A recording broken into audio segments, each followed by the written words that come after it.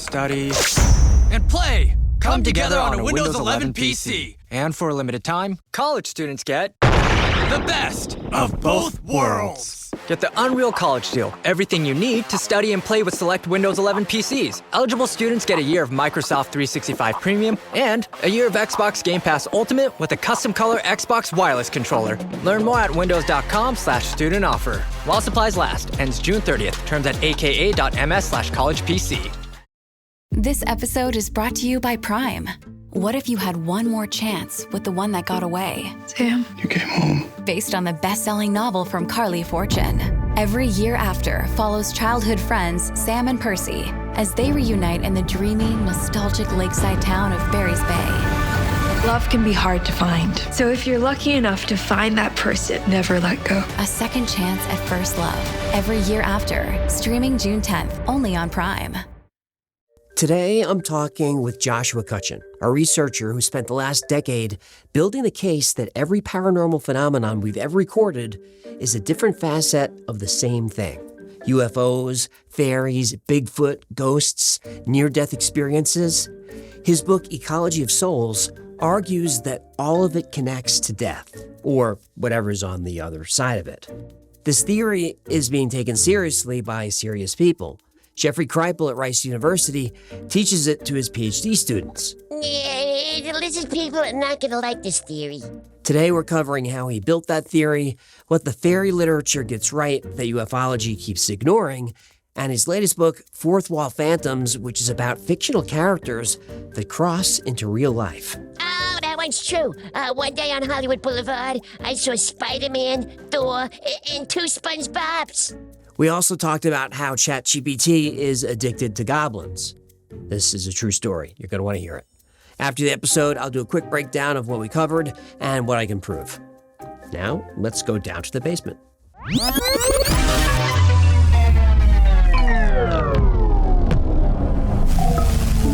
Josh Cutchin is here. Welcome to the basement. Thanks so much for having me. I'm still in shell shock, but Are you? yeah, it's just it's a lot to take in, and it's always I'm always under the assumption that people have no idea who I am. So, hot dog vendor. Remember I said that earlier. So No, people yeah. in this space know who you are. Well, I appreciate it, and everybody here has been so welcoming and hospitable. So it's wonderful to be invited into this fairyland, this subterranean fairyland, really. Everyone's nice because you're nice. Not nice people don't get to the studio. We send them home. Fair enough. Goodbye. So you study tuba. I said to my wife, there's going to be an icebreaker question. I know exactly what it's going to be. It's going to be the tuba question. Tuba under Fred Mills, Canadian brass, one of the best players of his generation. He says that the tuba is underestimated as a storytelling instrument. You're a storyteller and a tuba player. Do you agree? I would. What are we missing? Yeah, no, I would. So yeah, oh man, we could do a whole podcast about Fred Mills stories. They broke the mold with Fred. I worked with Fred at the University of Georgia in the quintet setting, which, if you're going to work in a brass quintet setting with Fred Mills, who was head of the Canadian brass, it's quite a privilege. But yeah, the tuba it gets pigeonholed a lot as being like, the jokey, farty kind of instrument. Yes. But it really has so many different types of characters that it can be. There's a powerful and there's a menace to it. If you go back and listen to some of those John Williams scores, you've got Jim Self playing a lot of these tracks and these themes, and like Home Alone, there's a playfulness to it. That's and true. Sort of an impishness to it. So I think of Peter and the Wolf. Yeah. Well, and it's just I think that it's kind of been an interesting journey for me because I go into the music space where I have a lot of my friends, and gig, because that's a big part of still what I do. And they're always like, so what's up with the UFO thing, Josh?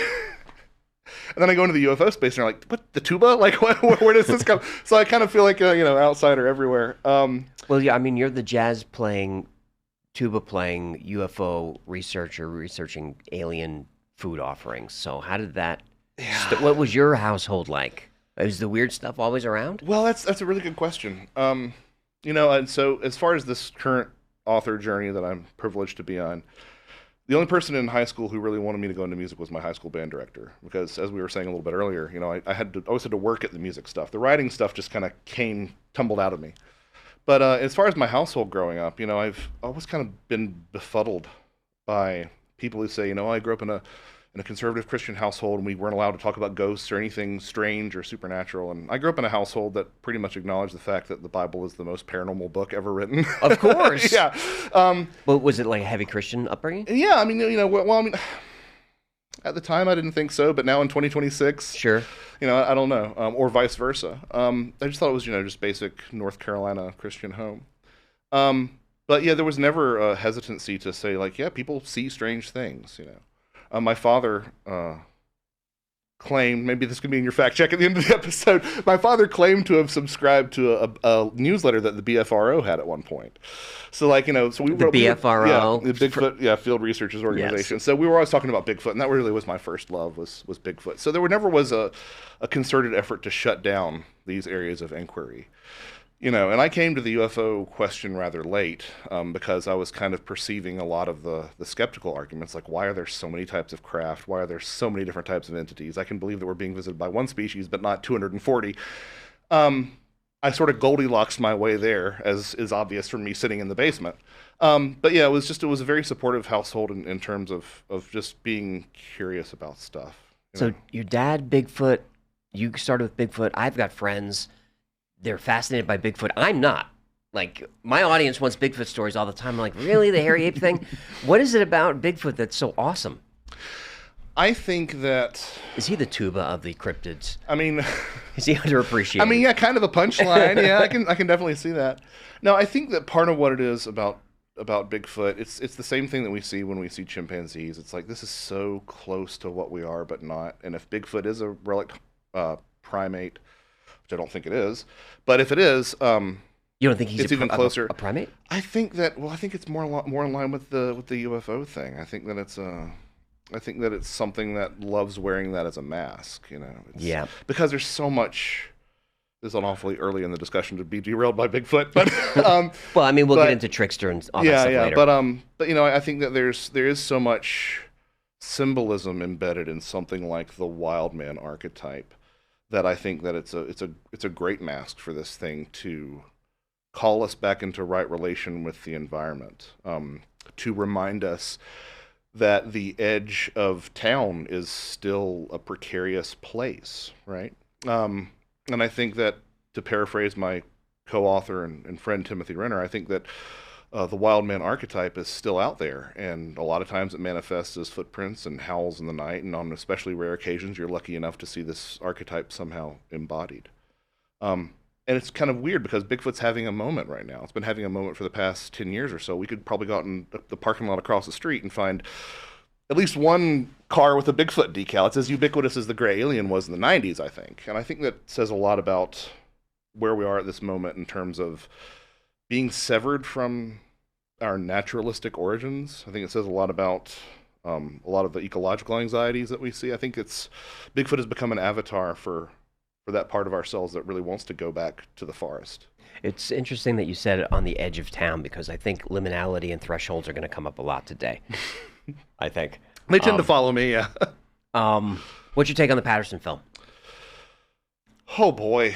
So this is the part where I make half the people mad and half the people happy. That's the world I live in, is everyone's angry. Yeah, I mean, I'd heard rumblings a while back that it wasn't everything that it was cracked up to be. I think that, look, at the end of the day, it's a remarkable bit of footage, right? It's either proof of Bigfoot or it's a hoax that lasted coming up on 60 years. Mm-hmm.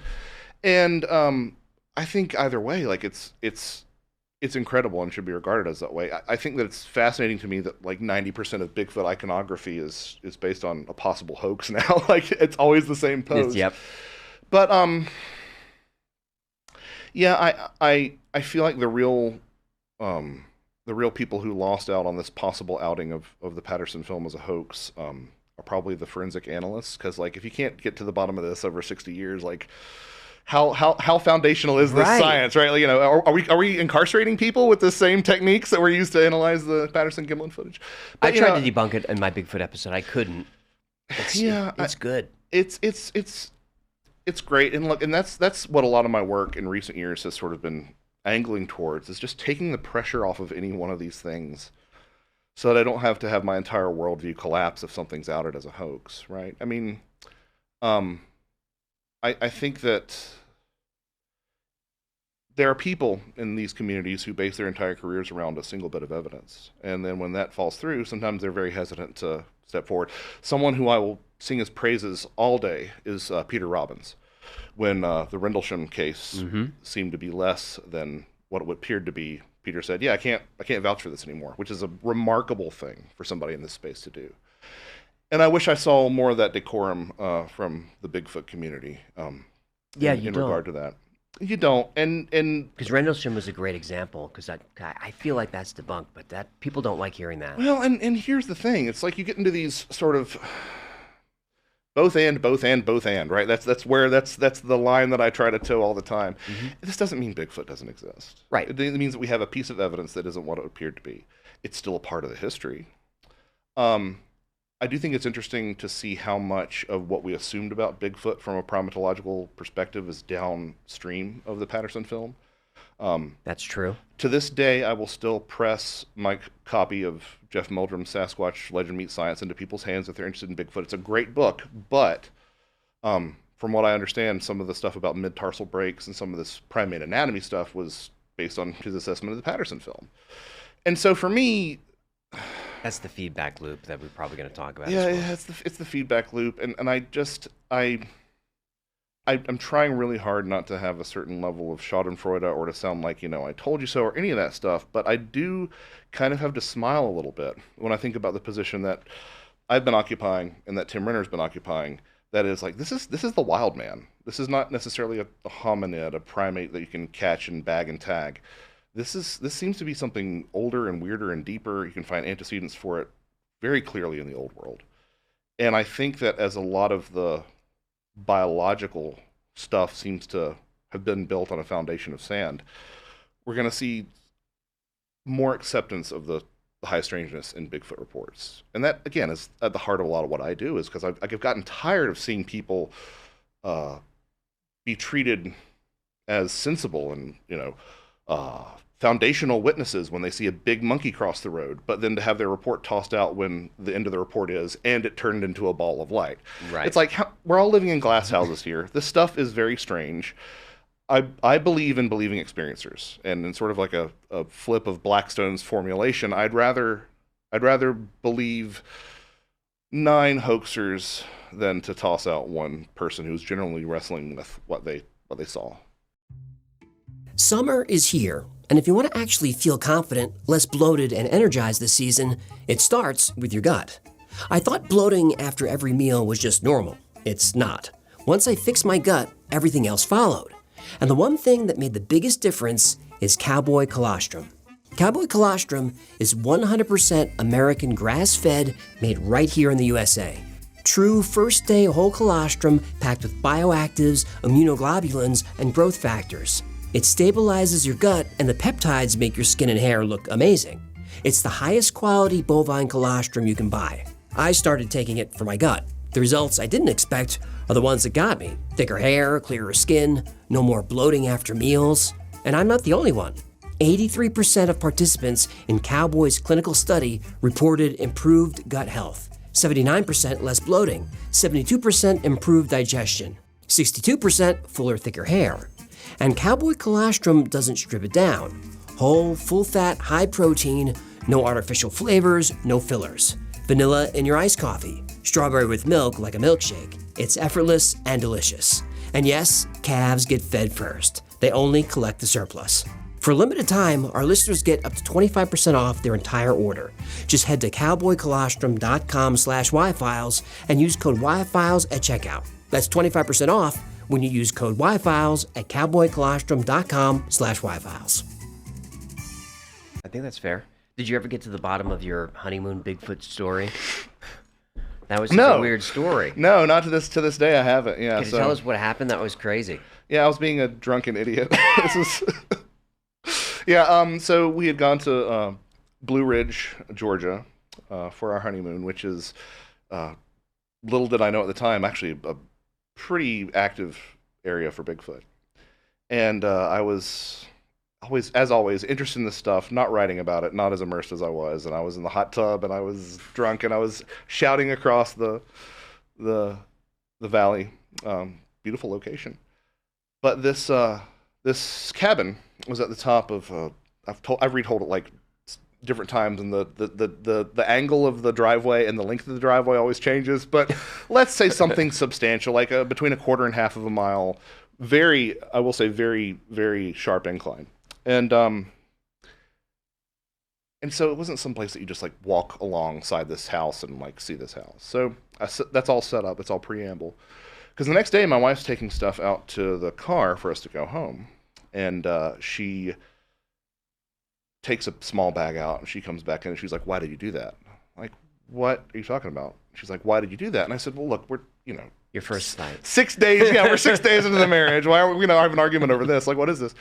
And she said, "Come out and look." And behind, as I recall it, my rear driver's side tire is a rock like about this size. I used to have a photo of it. I've lost it. But a rock about this size that's like kind of wedged behind the tire. I sure as heck didn't drive over that thing. No. Because this was like a staycation. Like we just sort of stayed in the cabin doing what newlyweds do.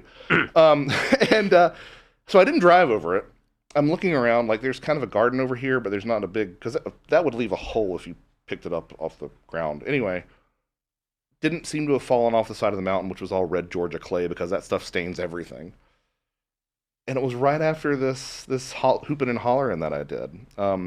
I said, I did all that preamble about the length and the angle of the driveway, because if you're going to prank somebody, I don't know if I'd walk up that steep slope in the middle of the night. And if I'm going to put a rock somewhere, I'm going to put it on the hood of their car or on the top of their car. I'm really going to, get to them. But this was just like, hey, stop messing around, leave. Like something like, we're here, we're listening, stop messing around. So that was my first, I call it a Sasquatch adjacent experience. Yeah. Did you feel like that was a signal? That was a message? That was an invitation?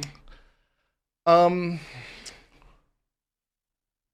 inclined to now with the trajectory that my life has taken. There's so many things that kind of came together in that moment because, as is part of my story, I did, this is 2013, 7 years later, check myself into rehab for alcoholism. So that was kind of an interesting thing to have happened after an especially drunken night. Wait, what year was that Bigfoot rock? That was 2013. Oh, that was a big year for you. Yeah. What triggered going into rehab, if you don't mind? Well, so 2013 was the honeymoon, and because you're, I guess, halfway between being a famous writer and sobriety. Yeah, it was a weird thing. So 2013 was the Bigfoot rock, and then 2020. I mean, what happened to me in 2020 is what happened to everybody in 2020, right? Yeah. And I'm not saying this to frame it so that people, pandemic'd wrong, right? I'm not saying that, but if you were going to choose an organic inflection point to change your behavior, it seemed like that's what I was being pointed towards. Mm-hmm. Because everyone was angry, everyone was depressed, and everybody started drinking more. I certainly did. Yeah, and when you start ideating about like checking into a hospital just to get a break, it's like, well, maybe I should actually check into a hospital just to get a break. And there's some. What was that decision? You woke up and you were like, "That's enough," or was it your wife? I mean, look, it's sort of like. I understand. No, and I'm an open book about this. I'm just trying to find the right way to articulate it. I was obviously doing some stuff wrong. She was obviously doing some stuff wrong. We had twin boys the year before, and that was a weird time to be sort of cooped up with screaming toddlers. Yeah. And it was just like just now or never. I can't really put a pin in that moment. I have a friend I mentioned on the Patreon segment, so I don't know if I want to repeat myself here and delete that. But I have a friend who's working on a very interesting book who looked at my birth chart and thinks that it was always going to happen. Something was always going to happen on this particular day. Yeah. Wow. Yeah, and basically, I was due for a death rebirth narrative of some sort, and I could choose it or I could have it forced on me. But it's happening either way. It's happening either way, and so. A bunch of synchronicities clustered at the head of that. Like, it was give us one. Yeah. It was the feast day. It was August 28th, 2020. It was the feast day of Saint Moses, which was one of the Desert Fathers who lived a life as a brigand until his sudden and instantaneous 180 conversion, which had some significance to me. And the fact that I also went to Mount Sinai, which was Moses' namesake, was the name of the rehab center. My therapist there was an extra. My therapist there grew up in Point Pleasant during the Mothman flap. Wow. During the collapse of the Silver Bridge. When John Keel was there. Yeah, so I got to have like conversations with my rehab therapist about Jungian archetypes and which I mean is not to be unexpected, but also like we could go into like the Silver Bridge and Keel, and it was just. Did he meet Keel? No, not to my knowledge. I mean, he was a boy at the time. Sure. But it just seemed really odd. I got home and there were, I don't know, I'd probably characterize it as like light poltergeist effects. Like things would be moved in some strange ways. And the most dramatic thing was this synchronicity that I still can't quite explain. But so having twin boys, I get concerned about the software. Right. I know this. I love this one. The software to upload into their brain. Yeah. And so like I'm constantly like revisiting like what do I need to, what have I learned through cultural osmosis, and like I need to teach them about, entropy and the October Revolution and like I don't know the Battle of Midway and like all this random stuff that I've accumulated. Where did I accumulate it from? So because you're homeschooling. Yeah, and and just like even at the time they weren't in school per se, but it was just like got to get on this, and am I fostering an environment where they're going to learn all this stuff? So I said, fine, we've got to start somewhere. Where do I start? And for whatever reason, I seized upon Aesop's Fables. So I was in my aftercare at the time, and I said, okay, I'm going to go home and I'm going to go online. I'm going to order a book of Aesop's Fables because I don't remember where I learned about Aesop's Fables. Do you remember where I learned about Aesop's? Cultural osmosis? What was that? But there's a lot of good lessons in Aesop's Fables. So whatever you do, go home, Josh, and learn about Aesop's Fables. Go online, get a copy of Aesop's Fables. Whatever you do, Aesop's Fables. So I'm driving home, Aesop's Fables, Aesop's Fables, Aesop's Fables. And I get home and my wife's like, well, you got to take the boys out for a walk. So it's like, okay. So I'm like, okay. So the entire time around the neighborhood, I'm going, okay, I'm going to go home. I'm going to get Aesop's Fables into their hands because like, you can learn a lot of foundational stuff and moral stuff and some ways to think is Aesop's. That's what Aesop's Fables is. Aesop's Fables. And I get into the garage and I'm literally taking the boys out of their stroller, and I get a call from my mom. I'm like, I don't need this right now. I need to go in and order Aesop's Fables, right? And she says, hey, we're at the beach, which I knew that they were at the beach, and we're at that bookstore that you always loved. And I just got the boys something that I think they'll really enjoy. Do they have a copy of Aesop's Fables? Now. We all have this story. Amazing. Yeah, and you talk to Eric Wargo, and he'd say it was time loops. It was retrocausality. Yep. And I'm not denying that it could be that. But it's interesting to me that the trigger for one of those profound synchronicities, the trigger for all my profound synchronicities that I've had, has been, that emotional undercurrent. And that sort of, in this case, like a down payment of some sort of life change, death and rebirth narrative, really, quite frankly.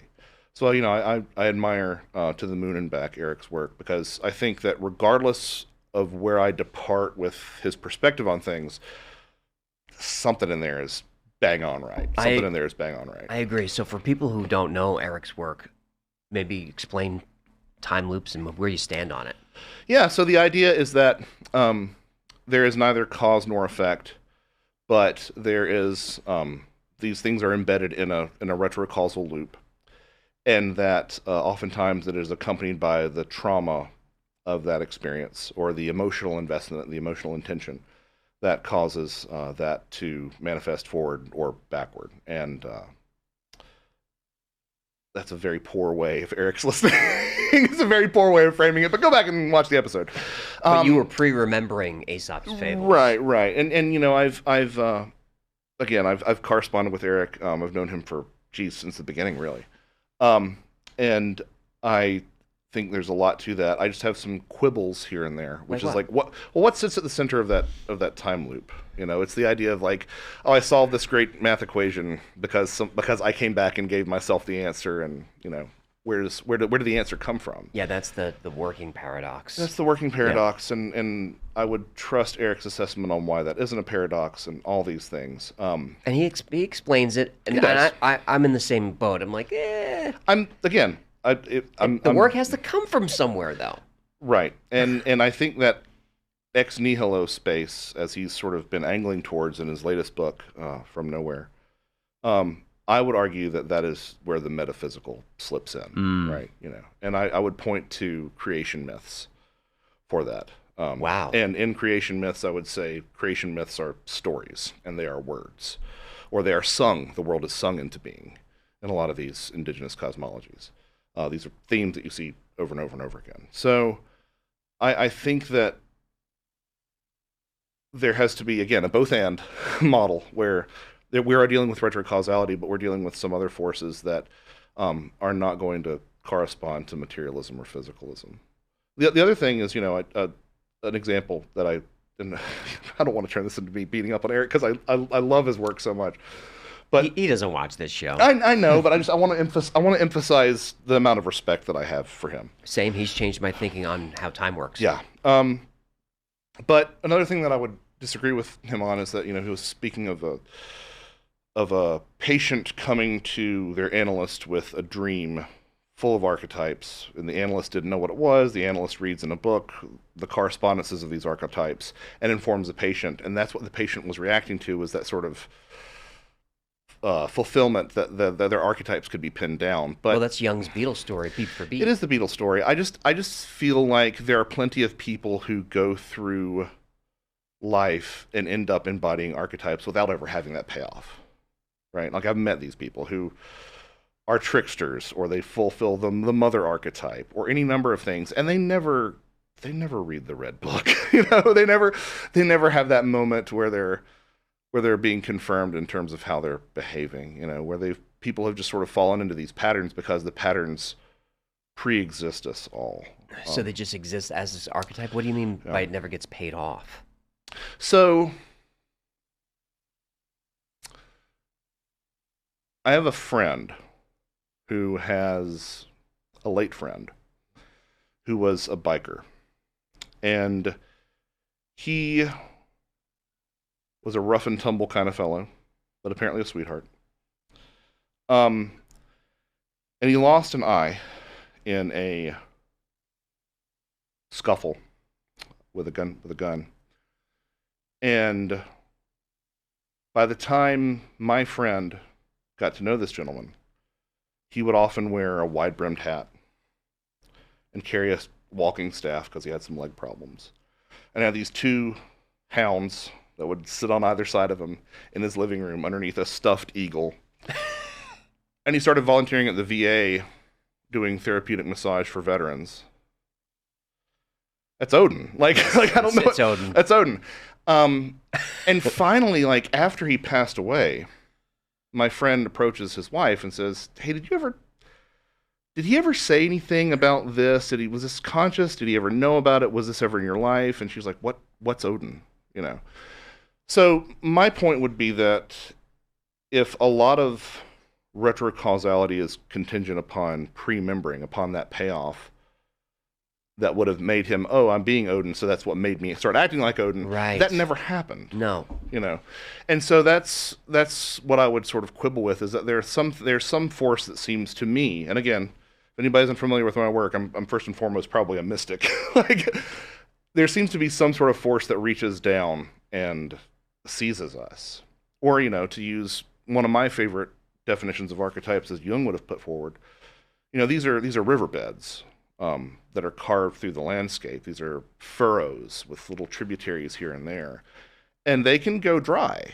But once you get a substantial enough rainfall, it's exactly where the water's going to go. And it's exactly because the two meet is what causes it. Right. And so, I feel like we are constantly falling into these modes of being a lot more than we consciously realize. I think you might be right.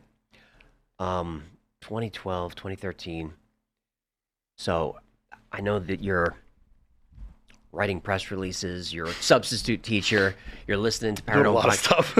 You listen to paranormal podcasts. What was just like a Tuesday like for you before this all started? Oh, before sobriety, it usually involved Sure. 750 milliliters of vodka. Bottom shelf. No, it was Just what's your commute? You Well, wake up in the morning, you have your flask. Yeah, I mean, so to sort of summarize my journey, a lot of potential to be an orchestral tuba player in the world of classical music that probably is going to steer you towards higher ed, professorship sort of thing, because orchestral jobs, I mean, there are, 50 orchestral tuba player jobs. There's one person that fulfills that role in the orchestra, and they keep it till they die. So, like, you've got to sort of... Anyway, long story short, I ended up having some performance injury issues that made it difficult for me to sustain some stuff, to sustain notes. Vocal dystonia, it's run rampant through a lot of brass players. I've since recovered because I'm not spending 8 hours, playing all the time, and I took time off. But at the time, it was pretty devastating. So it's like, well, what do I do? Finished a master's in music literature, which is like a musicology light degree. It was supposed to be a performance degree. I pivoted. Then got a second master's in journalism, and then again said, what do I do? The idea was to go into arts journalism. I worked as public affairs director for the University of Georgia School of Music for 3-ish years. And in the meantime, LinkedIn is pretty amazing at helping you grow your small business. We cannot make your email response time faster. We can help you sell, market, and hire in one place. We cannot help you find space for your 3 desk drinks. Why do you have 3?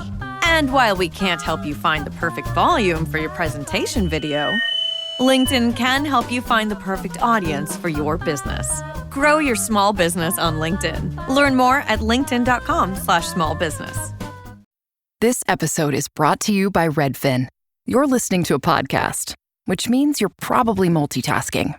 Maybe even scrolling home listings on Redfin, saving homes without expecting to get them. But Redfin isn't just built for endless browsing. It's built to help you find and own a home. With agents who close twice as many deals, when you find the one, you've got a real shot at getting it. Get started at redfin.com. Own the dream. A university in the summer, there's not a lot going on. So I had picked up a copy of J. Robert Alley's Raincoast Sasquatch, which is a great book. In it, he mentions that, among other things, Alley's perspective is that we are dealing with a hominid, but he pays a lot of attention and respect towards indigenous belief.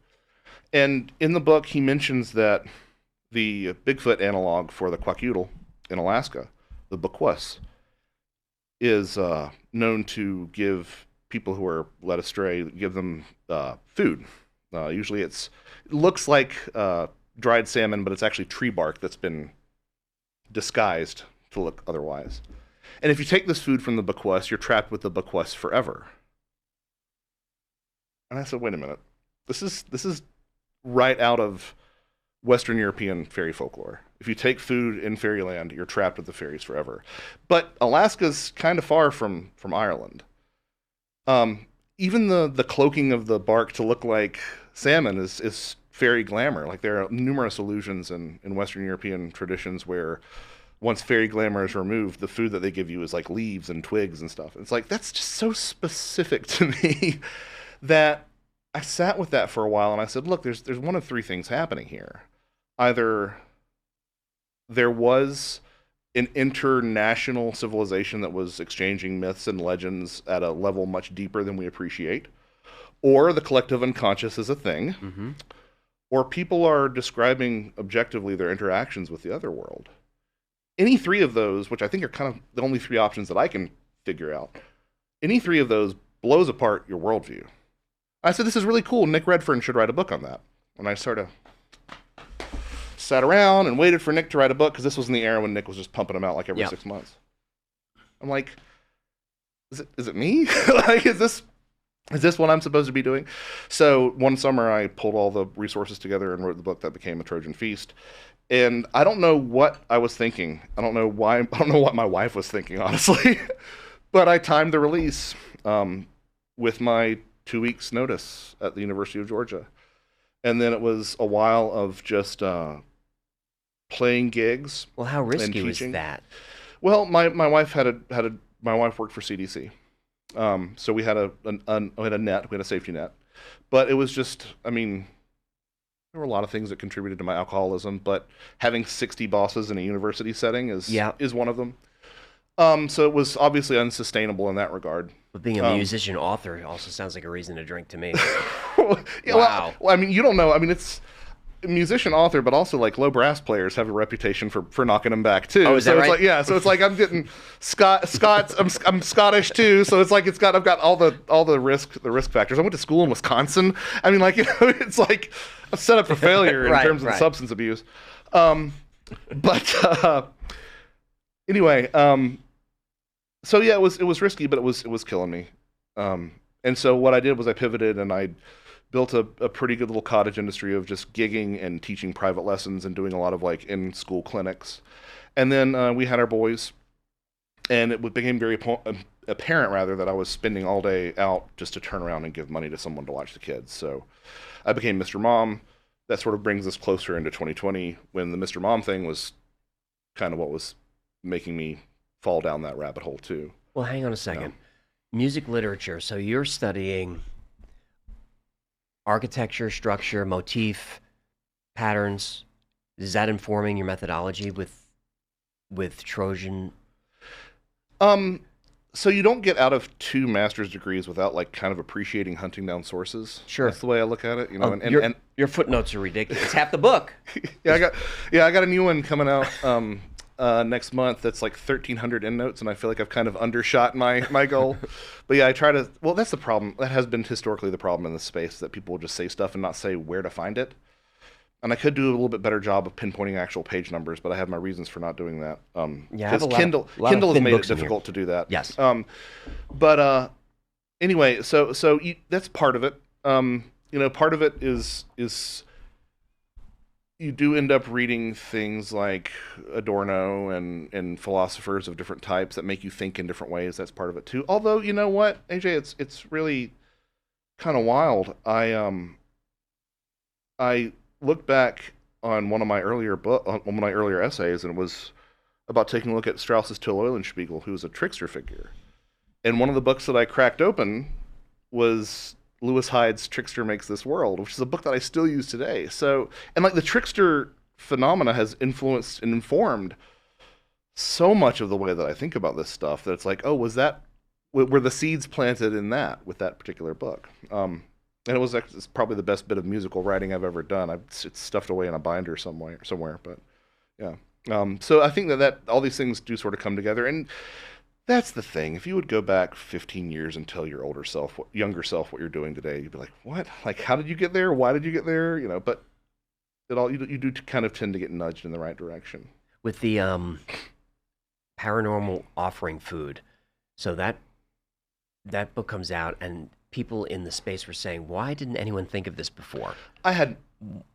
It's kind of good that I had no idea what I was stepping into. Yeah. I had for whatever reason, I had a degree of familiarity with, parasocial relationship, I guess, with Micah Hanks, because we both were from North Carolina, and I just sort of cold emailed Micah at one point and explained to him my project and like, do you know where I should shop this manuscript around? And who's he? Micah is a dear friend now. He just completed the audiobook of my novel, Them Old Ways Never Died, which should be coming out any day now.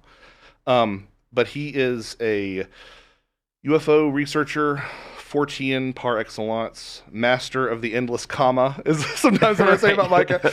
But just a really sharp guy, very grounded. He runs the Debrief website. Mm-hmm. And Micah was just so warm and welcoming about it. And he not only, like, so he had me on his show, not even having this thing published, for whatever reason is beyond me. Somehow, I think he was really running with the Mysterious Universe guys at the time, and they had me on Mysterious Universe without having it published. I'm like, what is going on here? Wow. But with that sort of momentum, and again, just the grace of God, with that sort of momentum, it made Patrick Weege at Anomalous Book sort of take an interest in the manuscript. And Patrick's first thing was, like all book publishing house heads of those sort of things, was like, well, we reject most stuff that we get, but I'll take a look at it. And Patrick was over the moon about it, and I still have a great relationship with Patrick today. I don't publish with Anomalous anymore, but it has nothing to do with him as a person.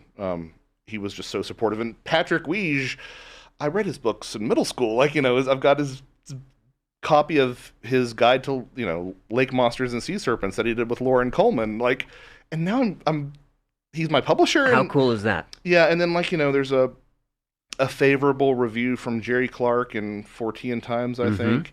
And it was just one of these things where it's like, what world have I stepped into? And now if I look at the contact list on my cell phone, it's like, what is I'm so blessed and so happy, because it does feel like the kid who, ends up shooting hoops in his neighborhood and is playing with, Michael Jordan or something. It's the way it feels sometimes. Can you give us some examples of the exchange of food?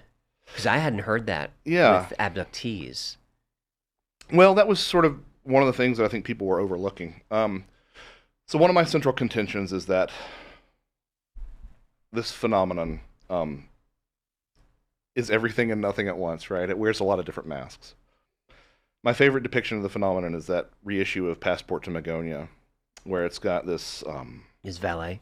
Yeah, it's from, I believe it's Daily Grail Publishing. They've got a gray alien holding a fairy mask and a demon mask and a 50s sci-fi alien mask. The actual original painting showed that the gray alien itself was a puppet being puppeteered out of the frame, which is like the perfect summation of the phenomenon. Like, there's something there, but it's always changing and adapting and adopting. So Valet had already made a lot of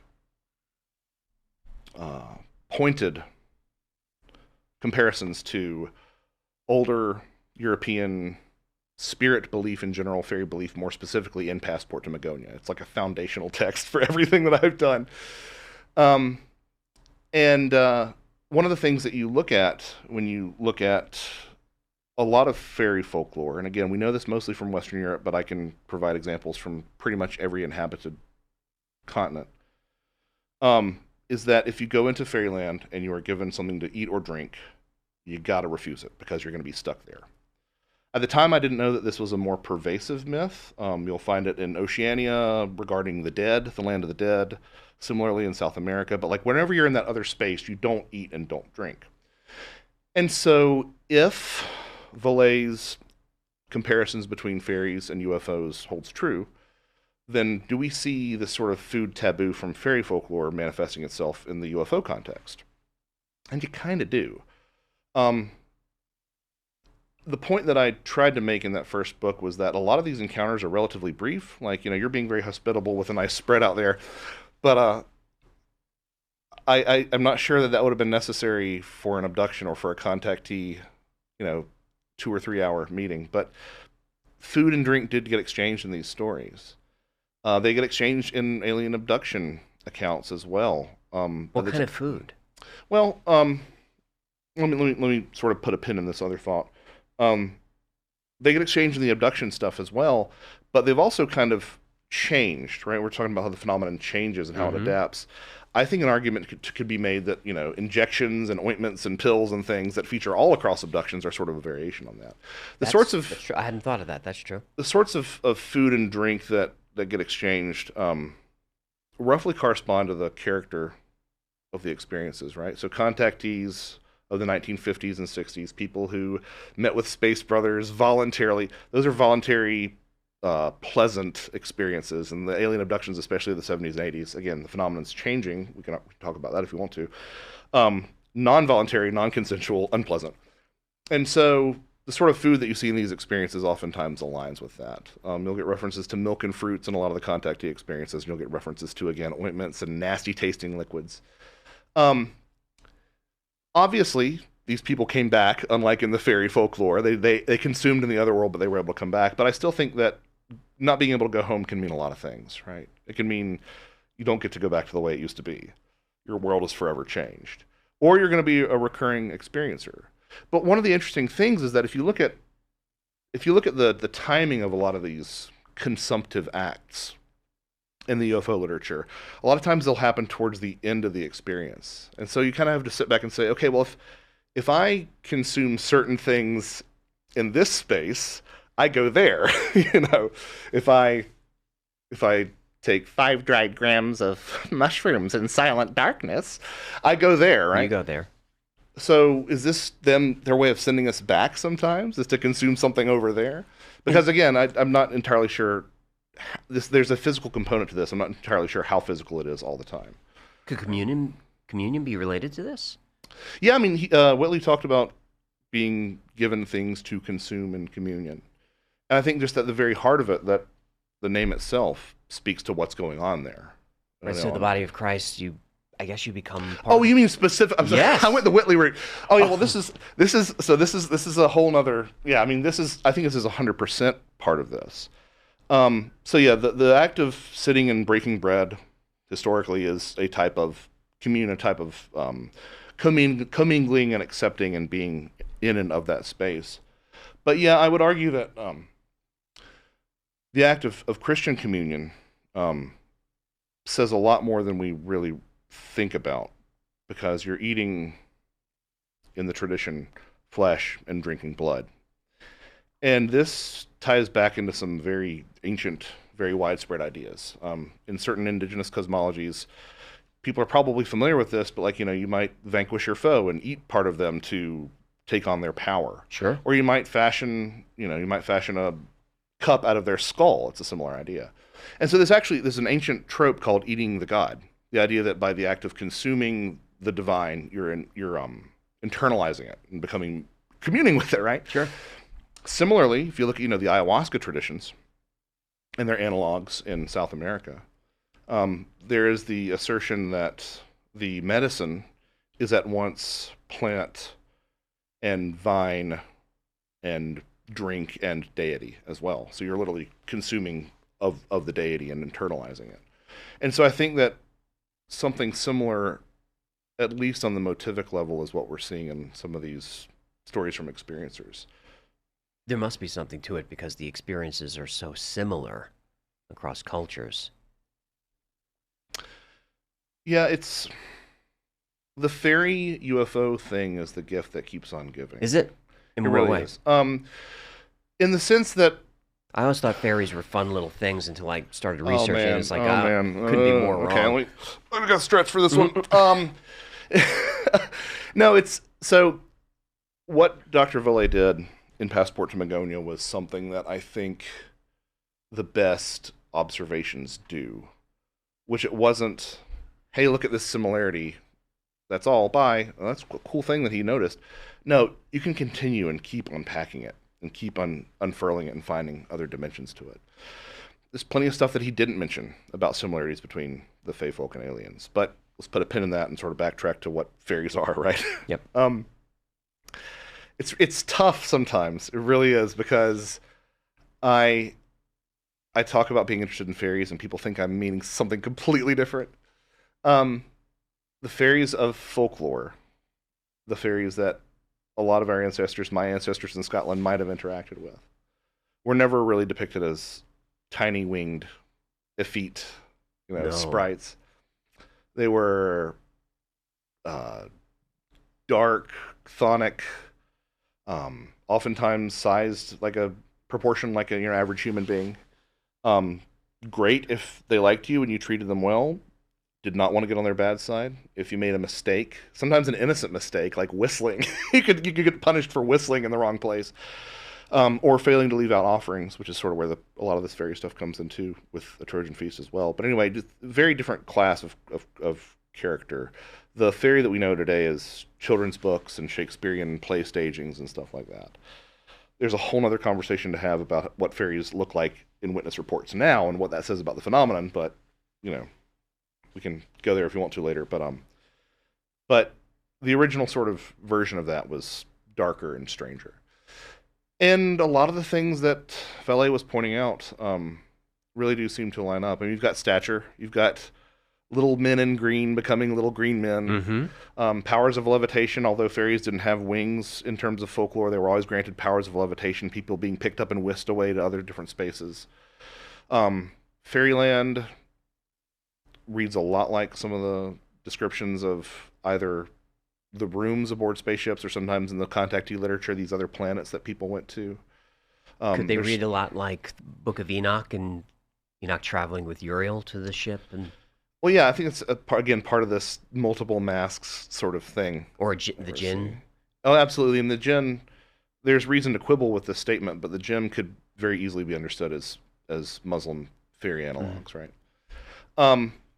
but all these different things sort of add together, and I've completely lost track of what your initial question was.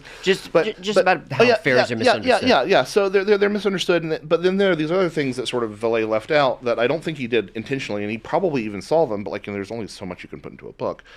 A lot of times in these older fairy stories, not fairy tales, fairy stories, which imply eyewitnesses and folk tales. You've got the smaller fairies all around, but there's a fairy king or fairy queen, and they're usually taller, much taller and lithe, and that sounds a lot like what we hear from David Jacobs. Your mileage may vary, but it's like a lot what we hear from David Jacobs about the taller supervising grays. Yes. There's the connection between fairies and the dead and UFOs and the dead, which I've explored recently.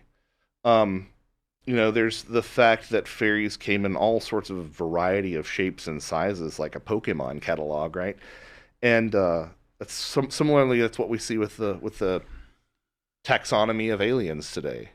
Is that just it's endless variation. So it's just, you can just keep on unpacking this and unpacking this and unpacking this. There was one researcher, I forget her name, but I think she said at one point far in the past, every fairy was a dead person.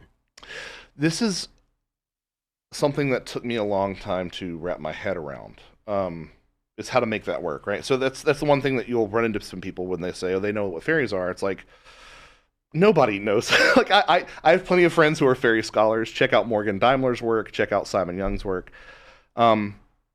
Even they will say, we have no idea. Like, there are arguments to be made, and there are better arguments and worse arguments to be made, but we really don't know for sure. There's the argument that they were demoted pagan deities. The Christians came along and said that they were the angels that were too good for hell and too bad for heaven that fell to the earth. Mm-hmm.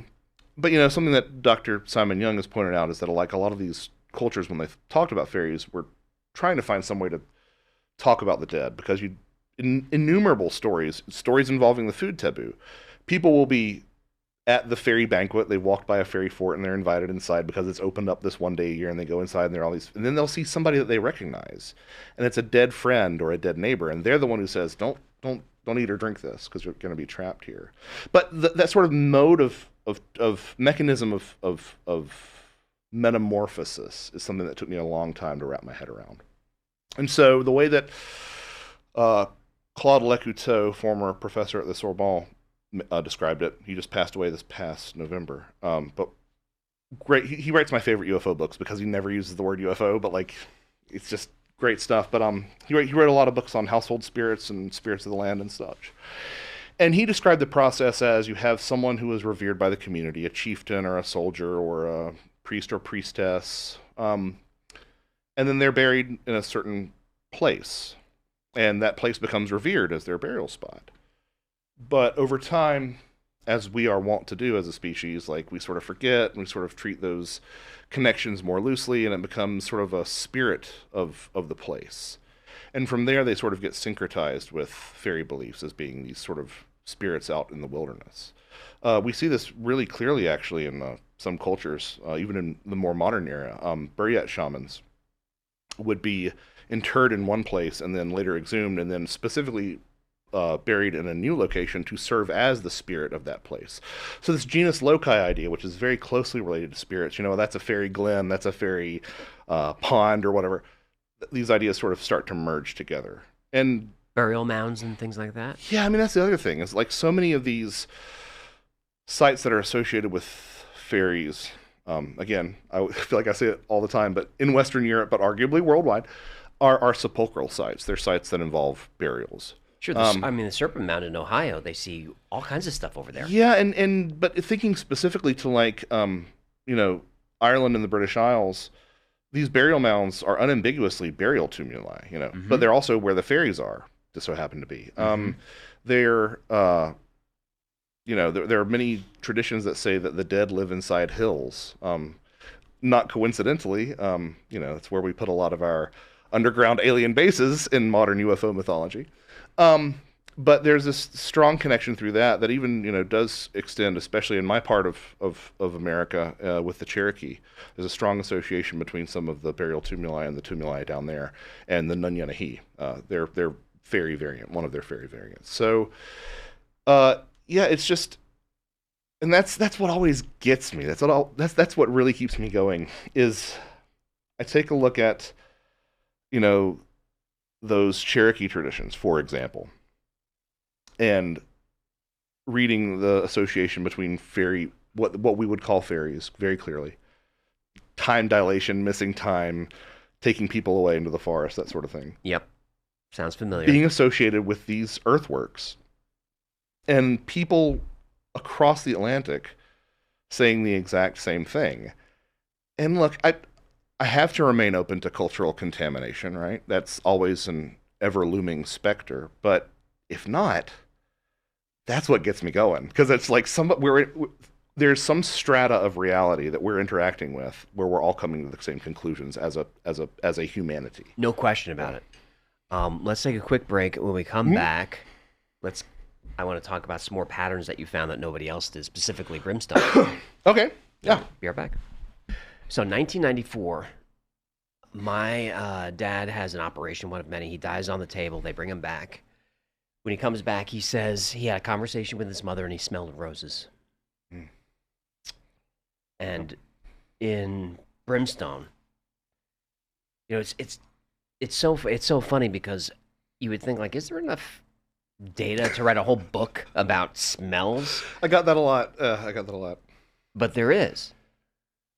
It's one of those things, and this is sort of a lot of what I've done, is it's one of those things that people mention in passing in their own books, and they'll say, that's kind of interesting, kind of funny, I wonder what that's all about. Anyway, and they continue with the next story. And those are the details that always sort of make me go, well, hang on.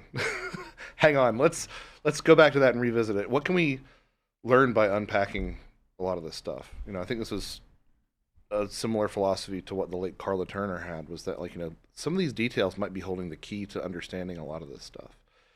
So after Trojan Feast, went on and wrote The Brimstone Deceit, which kind of sounds like a Joel Osteen book title, but it does. But what do you call a book about, you know, paranormal smells, especially when sulfur appears so often? So that's what we went with, and I still see stuff today that I'm like, oh, that would have been great to have put in that book. It's just, it really is a pervasive set of observations that happen in this area. What was the first one that made you go, wait a minute? Well, it wasn't, I'm not sure if it was a specific account, but it was probably some of those observations that John Keel had made. Because, you know, if I had a shrine in my house, it would probably be to John Keel and Jacques Vallée, right? Like, I feel like there's so much of what I do. That's interesting because they fundamentally are completely opposite on what's going on. Had different hands on the elephant, you know, different hands on the elephant. That's right. That's a great way to put it. And, yeah, I mean, the goal is to become the coincidentia oppositorum, right? That's the right. union of opposites. But I think it was some of those observations that Keel had made very presciently, that, you know, people report brimstone or sulfur in these accounts, and there's this knee-jerk reaction, especially in, you know, Christian America, to say, oh, it must mean demons. And it's like, well, have you ever, like, really understood the origins of that smell or the history of the way that smell was identified and stuff? I mean, for example, if you go back all the way into antiquity, people in the classical traditions were misidentifying the smell of ozone as the smell of sulfur. They'd say, you know, the lightning strike, and it was the smell of sulfur. And similarly, in more recent years, around the turn of the 20th century, people were being sent to convalesce by the seaside because of the great ozone vapors in the air. And it's like, no, you're probably talking about sulfur. Yeah, so there's hydrogen sulfide. There's that to consider. How about the Oracle at Delphi? Same? Yeah, and that's sort of so whenever you establish an area to look into, it sort of starts branching out like tributaries, and one of those is the idea of things like the Oracle at Delphi inhaling certain fumes, or the idea that burnt offerings are meant to transmit the offerings themselves to the supernal realms through the smoke. That's a means of getting the offering from here to there. So there are all these things that you've just sort of got to sit with and say, well, what bearing, if any, does this have on a lot of these modern experiences? And so I really wanted to try and unpack that. And for a while, it kind of looked like I was going to get pigeonholed as the five senses guy. Like, I'm like, I don't want to write a book on paranormal touch. That sounds like right. That sounds like a dangerous place to go. But yeah. What is it? What I find interesting about the smells is it's the one sense that bypasses thalamic altogether, goes directly to the amygdala, emotion center. There's no narrative structure at all. So it's culturally agnostic. That's an excellent way to put it. And doesn't that make it more real, the account? Well, it not only makes it more real, I think it also makes it more ripe for hijacking, right? So there's actually an entire subset of like scent philosophy, olfactory philosophy, which was a surprise to me. But one of the things that they've sort of examined, some of these scholars, Guerrero, I think is the one that I was looking into, talked about how we've oftentimes treated our noses as reliable witnesses, right? You know, it passes the smell test. The nose knows, right. Like all these things. If you smell it, like something's, so you can smell that something's off. And so the idea that you would be, I could make 1,000 different explanations for a trick of the light for me to see something strange. But when you've got that accompanied by something that you're smelling too, it really does put it in a place of authenticity, right? In addition to, like you said, just like jumping right to your emotional centers. Like if I have ex-girlfriends, sorry, Sarah, if you're watching this, I have ex-girlfriends that if I smelled their perfume, like I would immediately think of that person and those emotions associated with that. And if we are dealing with a phenomenon, as I've suspected, that really does like to traffic in meaning and quite frankly manipulation for good or for ill, what a tool to use. Yes. And because your memory goes right there when you smell something. Childhood. You can try not to think of it. Like you can not want to think of it. Right. And it'll override that completely. Which is kind of like, it's almost like even better than telepathy, or it's akin to telepathy, where it's like it's just going straight in your head and there's no way you can not hear it or mishear it. And the smells, like a lot of my work proposes that there's a meta-position intelligence that's in control of how it's seen and when it's seen and what it does while it's seen, which is my logical exemption for why we don't have better evidence, right? That's kind of a Valet-esque way to look at it. Well, yeah. That there's a structure. Yeah, and that that if it doesn't want to be seen, it's not going to be seen. Or when it does get seen, it's a colossal fuck up. There we go. That's my F-bomb for That's your the F-bomb? show. Now, hang on. That's George Hansen's trickster theory, is it can't be seen. Yeah. Is you try... And what I love about Hansen's work is he says the trickster, you try to observe it. As soon as you try to observe it, you can't. Like, that's quantum mechanics, man. It really is. And it's not only that, but it's one of those things that it's almost like we as a species intuited that before we had the tools to sort of interrogate quantum mechanics. But yeah, it's so if the phenomenon can control how it's seen and how it presumably smells, like what a smell to choose. So yeah, why roses and sulfur? Well, roses and sulfur. Yeah, so the book is the Brimstone Deceit, and it talks about bad smells, but there's just all smells ended up in the book. And you do see rose smells in terms of saints and in terms of Blessed Virgin Mary sightings. Of course. And in select UFO encounters as well. I think it was... This episode is brought to you by Beneful. Dogs of the world, lend me your ears, snoots, and little toe beans. We've been sitting and staying for boring food for too long. It's time to demand high-quality ingredients, fresh from the pantry. Together with Beneful freshly prepared meals, we can start a mealtime revolution. Can I get a woof woof? Kick boring in the bowl with Beneful freshly prepared meals. Visit Purina.com/Beneful to shop now. Zootopia 2 has come home to Disney Plus. Let's go! Get ready for a new case. We're gonna crack this case and prove we're the greatest partners of all time! New friends. You are... Gary the Snake. And your last name? The Snake. Dream Team. And new habitats. Zootopia has a secret reptile population. You can watch the record-breaking phenomenon at home. You're clearly working at Zootopia 2, now available on Disney Plus, rated PG.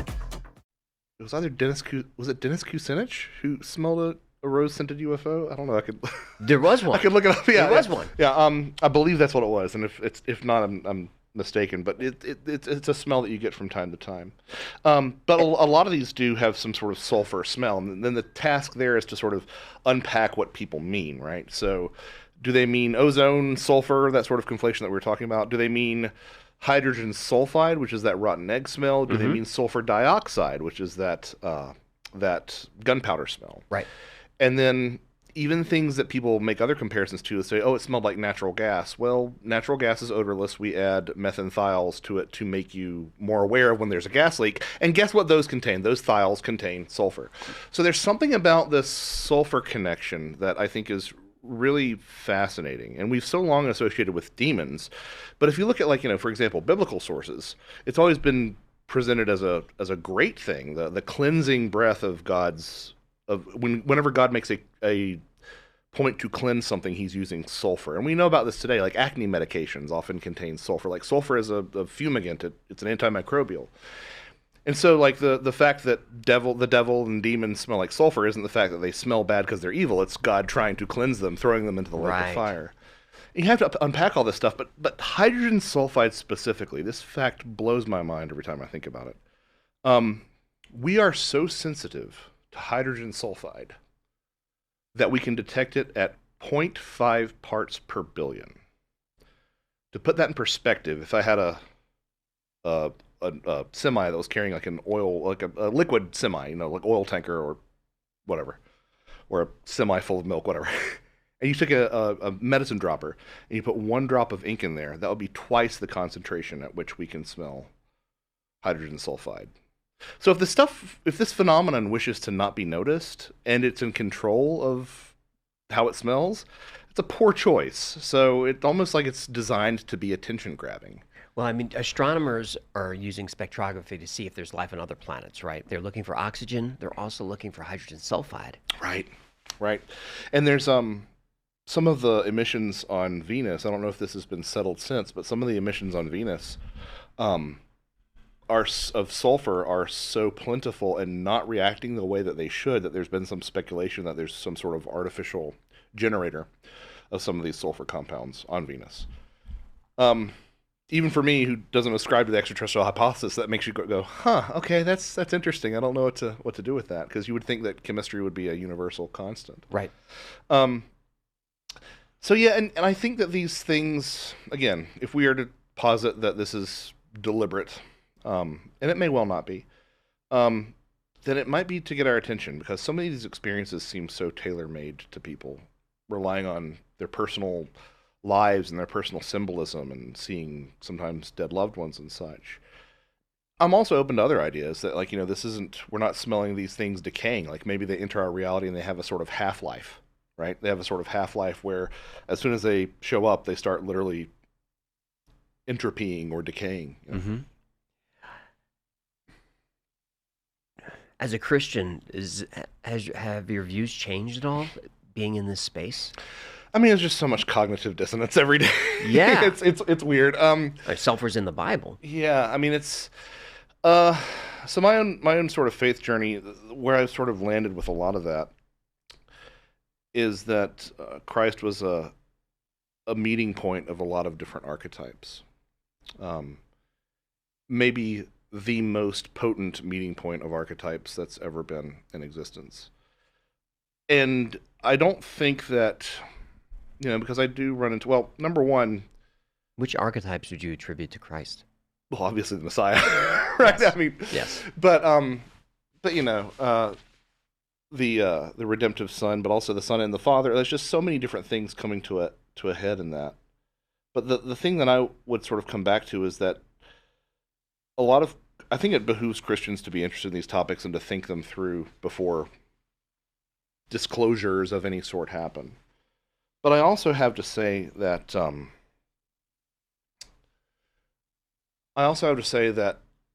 I've thought of the way that I look at these topics and what they might say about my own faith as sort of being like a kid taking apart a clock, right? So I want to understand how the clock works, right? And I want to get in there and take a look at the timing mechanisms and the cogs and the wheels and such and the pendulum. But even when I take apart the clock, and even if I understand how the clock works, the clock is the universe, it's not going to tell me what time is. It's not going to make me more punctual, That layer of interfacing with reality is where my spirituality comes in. This is a nice metaphor. Yeah, I was really proud of it when I came up with it. Because I've had to think about this a lot. And so I think that's sort of where I've been able to make peace with it. And it's so, I kind of wrestle with how much and how I speak about it, because when you say that, people start drawing conclusions about how exclusionary you are regarding these subjects, right? Or that at the end of the day, I must boil down and think that UFOs are demons, and that's not at all where I land. I'm sympathetic to people who think that because they're thinking outside of that extraterrestrial hypothesis framework, and then we can have a conversation about transpersonal psychology, we can have a conversation about trickster phenomena, we can have all those conversations if they're not automatically on that sort of orthodox ETH trajectory. But that's still not what I think. I think that everything is so much more complex than we give it credit for. And that's why I've always gravitated towards that ecology of souls phrasing, is because I love the idea of the diversity and the richness of a bunch of different weird things that maybe we can call spirits. I don't know. Like another dimension is synonymous with the other world, is synonymous with fairyland to me, maybe even synonymous with the afterlife. But like a rich ecosystem of different intelligences and presences all filling these niches, and oftentimes completely removed from this dichotomy of good versus evil that the Christian discussion always forces us into. You know, the example that I use is like a tornado or a shark could really ruin my day, but they're not evil, you know. And right. I think that might be a little bit more of what we're seeing rather than the sort of reductive binary that the UFOs or demons question always gets forced into whenever you start talking about these topics and Christianity. Well, that the demons or just UFOs being spiritual, I'm hearing that more and more and more. And yet, and I think you might have even said this, the 2017 New York Times piece was probably a setback for UFO research. I've thought that. Because we're back to aerospace. We're back to, well, this is something that I've noticed throughout the UFO. It's an interesting day to be talking about this, right? Yeah. The mediation of the conversation. My friend David Metcalf, brilliant fella, he's pointed to the fact that these narratives often get mediated. A good example that he likes to use is that in the Cold War in the 50s, I believe it was Project Moondust, was dedicated to retrieving space debris and ostensibly Soviet materials, but maybe if they came upon a UFO, they collected it too. But nobody was really talking about crash retrieval programs in the 50s when it was actually happening. And then like a light switch in the 90s, that's all we can talk about. That's all we're talking about. And I think it would be in everyone's interest to really pay attention to what you're being told to talk about, right? So what I was perceiving prior to the release of the New York Times article, neophyte that I was, right, admittedly, had a lifelong interest, but I was only 2 books in at this point. I did see sort of a course correction in terms of the narrative, because people were talking about altered states of consciousness and all these things that like really get me going. Because that's the way I found myself to being interested in the UFO topic, was that I said, well, these don't have to be thousands of different types of craft and thousands of different civilizations. It can just be this one thing that's interacting with us in this never land, right? But that New York Times article drops and we're back, you're right, talking about propulsion systems and anti-gravity systems. And there's another form of real loss here that I think is happening, because this is a very Western European sort of way of thinking about the UFO question. There are all these cohorts from marginalized populations and from indigenous populations that don't think about this phenomenon in that way. They wrap it in with spirituality and NDEs. Right. So when you're talking about like hybrid programs or propulsion systems or any of this stuff, they just... Right. It doesn't, and so they feel like they're on the outside of it, when a lot of them are having these same experiences. They're just not framing them in the same way. I mean, a classic example of this is, if you look at the work of Cynthia Hind, who actually started asking the right questions in the right ways with people in, I believe it was Zimbabwe. She was finding that a lot of these people were framing this as ancestor phenomenon, and that there really wasn't a distinction between craft and occupant and any of this stuff. These things were amorphous categories where there was no real contradiction in the idea that you would have a craft come down and then turn into a human being, which is something that you honestly kind of do hear in a lot of these indigenous stories. So that's something that really makes me very hesitant towards the, friend of mine, Dr. Jeff Krapel, would call it the threat narrative that we're being fed constantly. And I'm not saying that all this stuff is sweetness and light. We know that it's not, right? My rehab trip was not all sweetness and light. No. But it needed to happen. Yes. It was necessary. And so I think that this sort of naivete of like, oh, these things are up in the sky and we need to shoot them down, we can shoot them down, I'm not sure that's the most mature way to take it. And that felt like one of those pivots and mediating of the narrative moments when that article dropped. But at the same time, it got people acknowledging the paranormal component, the idea that we were looking into things like Skinwalker Ranch. True, but then when Luis Elizondo says this is an existential threat, I go, oh no, this is not helpful at all. Yeah. So is that narrative being constructed, or is that the trickster in the way? It reminds me of that Simpsons episode where Mr. Burns is mistaken for an alien. They say it's bringing peace and love. Break its legs. Don't let it get away. Yes. Yeah, I mean, and that's the thing. That's what I've resonated so much with. If anybody listening to this picks up one book from this discussion, don't pick up my books. Pick up George P. Hansen's The Trickster and the Paranormal. And it's a great be book. gentle with yourself. Take time to read through it. Some of it reads like VCR instructions. Yes. I think that comparison is especially more apt now that VCRs aren't a thing, because it's even more unscrutable. But it's the only book that I've run into that has predictive power in this space. Yes, it really does. And that's something remarkable. And in case anybody doesn't know, George is making the argument that the trickster archetype hovers over all these phenomena. Do not make the mistake that we're talking about like a capital T trickster god or anything. Archetypes, remember, they're those dry riverbeds. They're the way that things tend to go when things happen. So this isn't a consciousness or sentience? I mean, you can never say never, right? But I think because of the way that he frames it, it's just, if paranormal events and phenomena seem to be governed by these archetypes and these tendencies, down to, as we were alluding to with Lou, down to the organizations that study them. So the trickster archetype is liminal, guardian of the threshold boundaries. It upends the status quo. It's social leveling, so the higher brought low and the lower brought high. It's transgressive. It is playful. It is mischievous. It encodes wisdom in the grossest of spaces. P.K. Dick's insight from the trash stratum, or the philosopher's stone in the head of a toad, right? Mm-hmm. From the dross of society, you'll find wisdom and insight.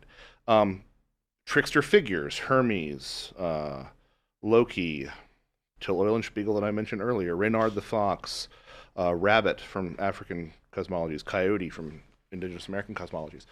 Brer Rabbit. Yeah, Brer Rabbit, yep. And so this isn't evil, this is necessary chaos. It's rehab. It's rehab. I hadn't thought of that, but that works. Yeah.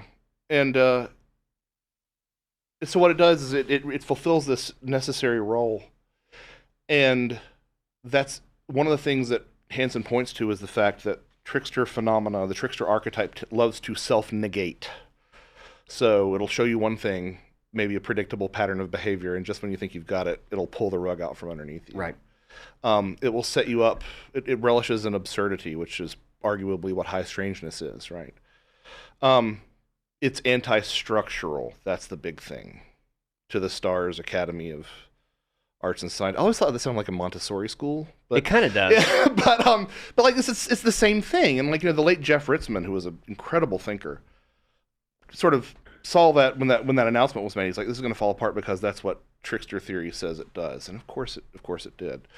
So I don't think you can ever get out in front of this thing. That sort of anti-structural, self-negating aspect, I think, is best exemplified in the contactees, or some people who've had poltergeist interactions. Something genuinely anomalous will happen to someone, then they'll be asked to perform, and they'll have to start faking it. And eventually that leads to, oh, it was fake all along, right? Right. Yeah, but that's Uri Geller and spoon bending, or as my friend Soraya Azkath on Where Did the Road Go says, like, just because I can fake a punch in a movie doesn't mean that all punches are fake. But neither here nor there. But this idea that, like, Greg Bishop, my mentor, says these phenomena are repeatable but not on demand. That's right. Where Hansen said you can't photograph it. Right.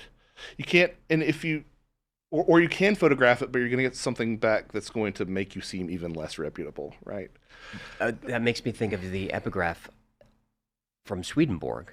That right, you shouldn't trust spirits, and because spirits will lie to you. Spirits always lie to you. Yeah.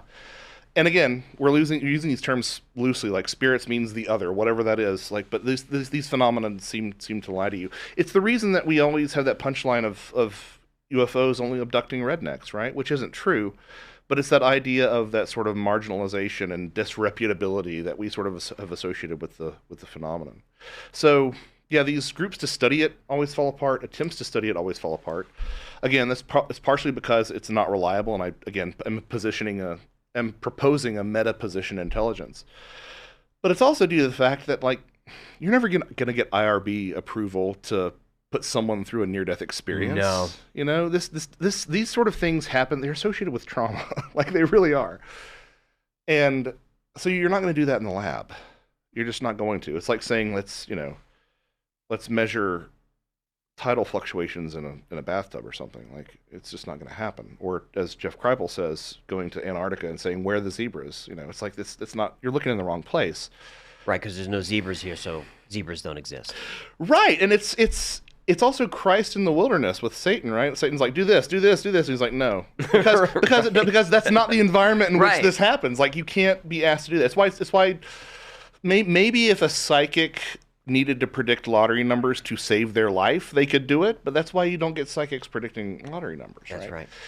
And I'm doing George's work such a disservice because it's such a profound book. It is dense and it's difficult to read through, but once you start to see that, you're like, oh, I can kind of see the way that a lot of the shape of a lot of these things, I think. Why does the act of dying seem to be, or the nexus of dying seem to be the center of all of this? What is it about death? Death and UFOs.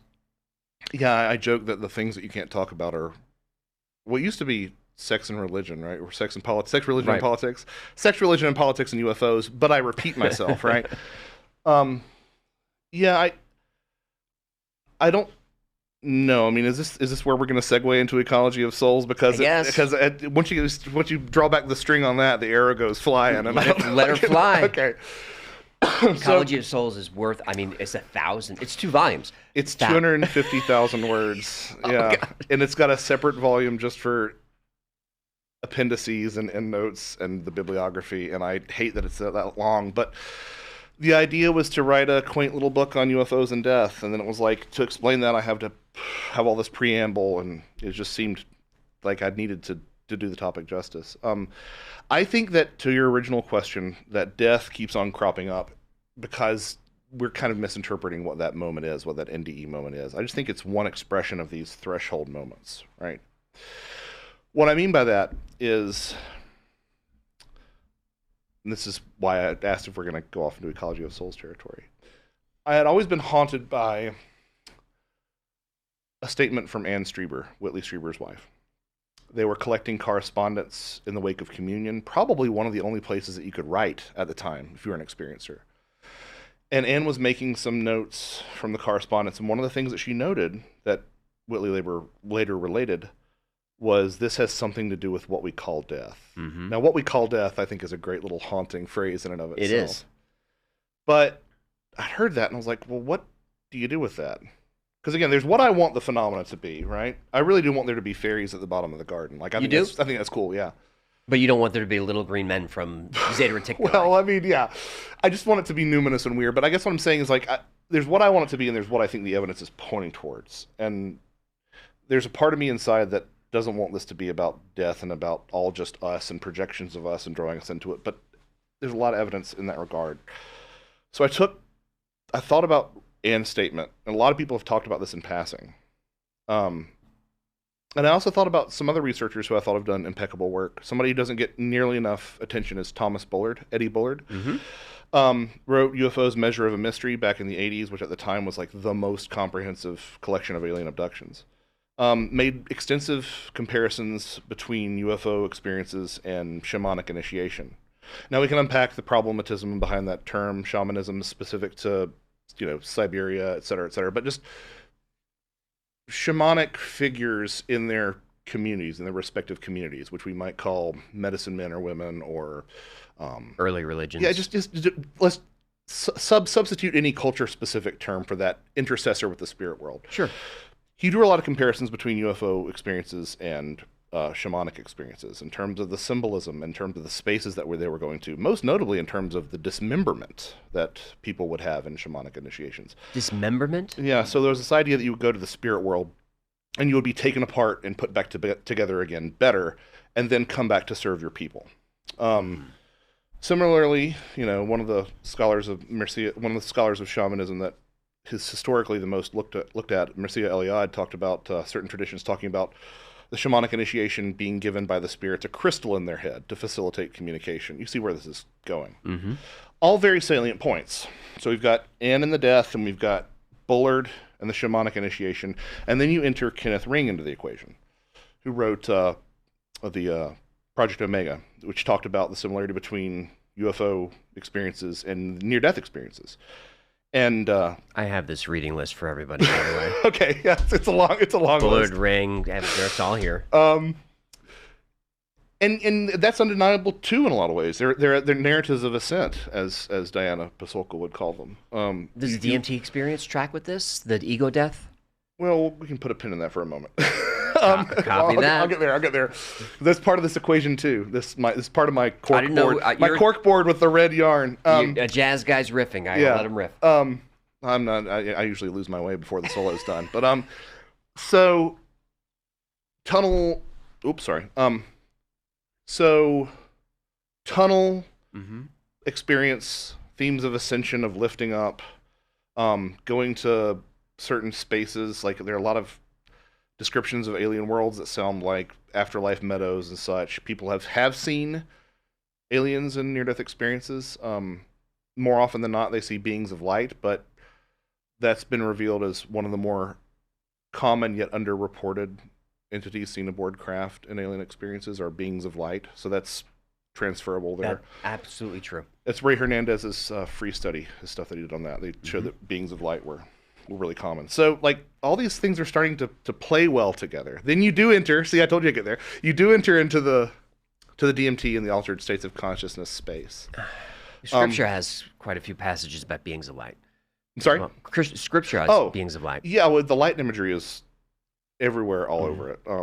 My good friend and editor, Barbara Fisher, who runs the 6 Degrees of John Keel podcast, is making me work on a book about lights, and it's like the toughest thing I've ever done, but I love it. Love you, Barbara, but it's tough.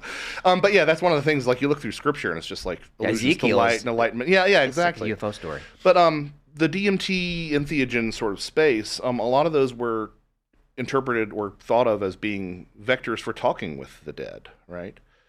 To the extent that, you could translate ayahuasca as vine of the spirits or vine of the dead. And that's just one example among many.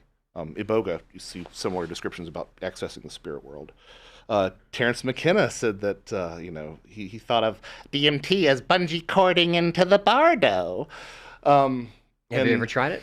Me? Mm-hmm. No, I'm too chicken shit to do it. I can't break through.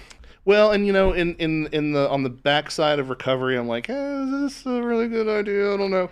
I wouldn't call it recreation. No, I wouldn't either. It's not fun. But I'm sort of, again, I think it does come to me just being too scared to do it, because I have some friends who have been like, I never see fairies. And they're like, well, I can fix that for you if you really want me to. And it's like, well, maybe not. And then I start thinking about blood pressure and all sorts of different things, that comorbidities. Anyway, but the wood elves, and I mean, it's all the same story.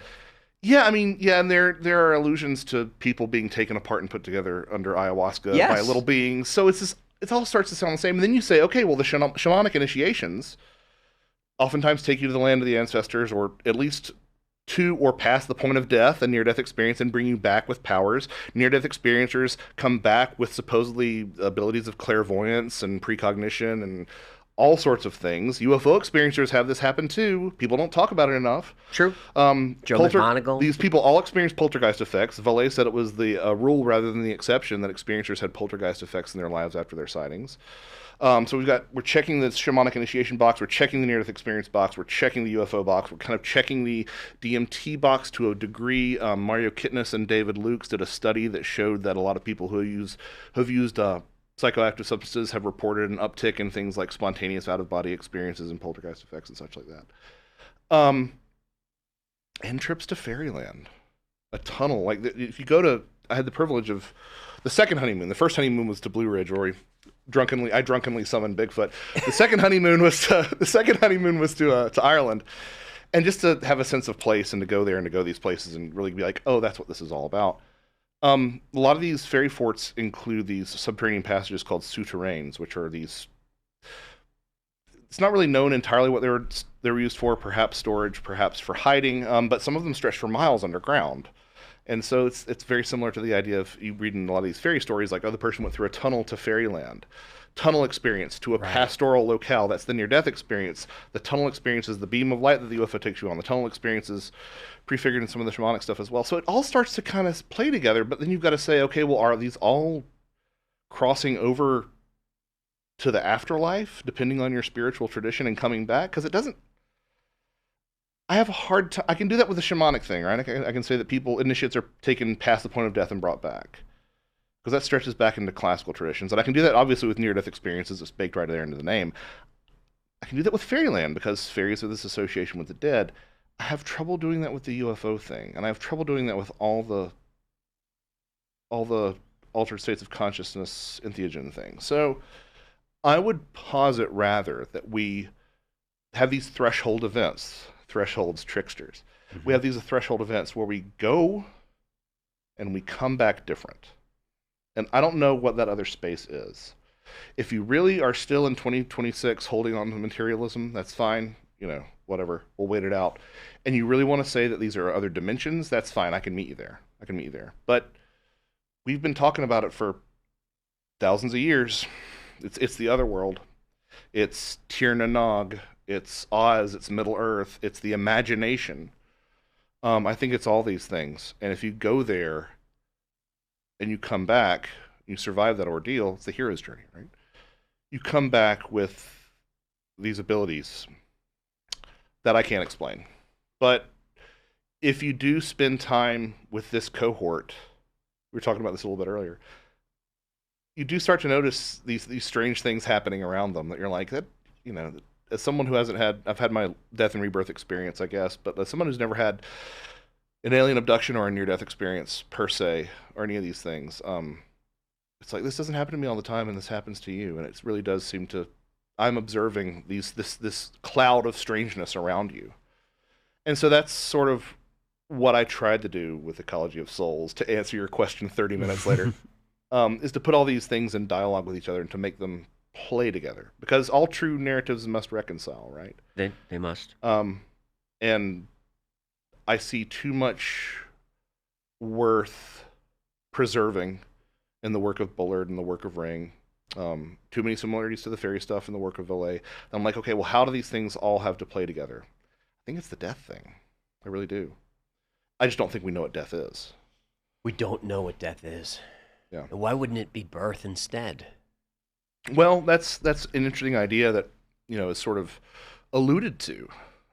If you look at, I believe it's the work of Croft and Croker, some of those old dusty fairy folklore volumes, they'll make allusions to things like the fairies would laugh at funerals and cry at births. Or there are also allusions to fairyland being summer when it's winter over here. It's a place of inversions. You see inversions. Again, that's trickster, topsy-turvy sort of stuff again. But this illusion of inversion. So that's an idea that, even Charles Fort played with this idea. We are the ones who are truly dead. And right. He's so eloquent, and I can't even paraphrase him, but he was like, we are the ones who are truly dead.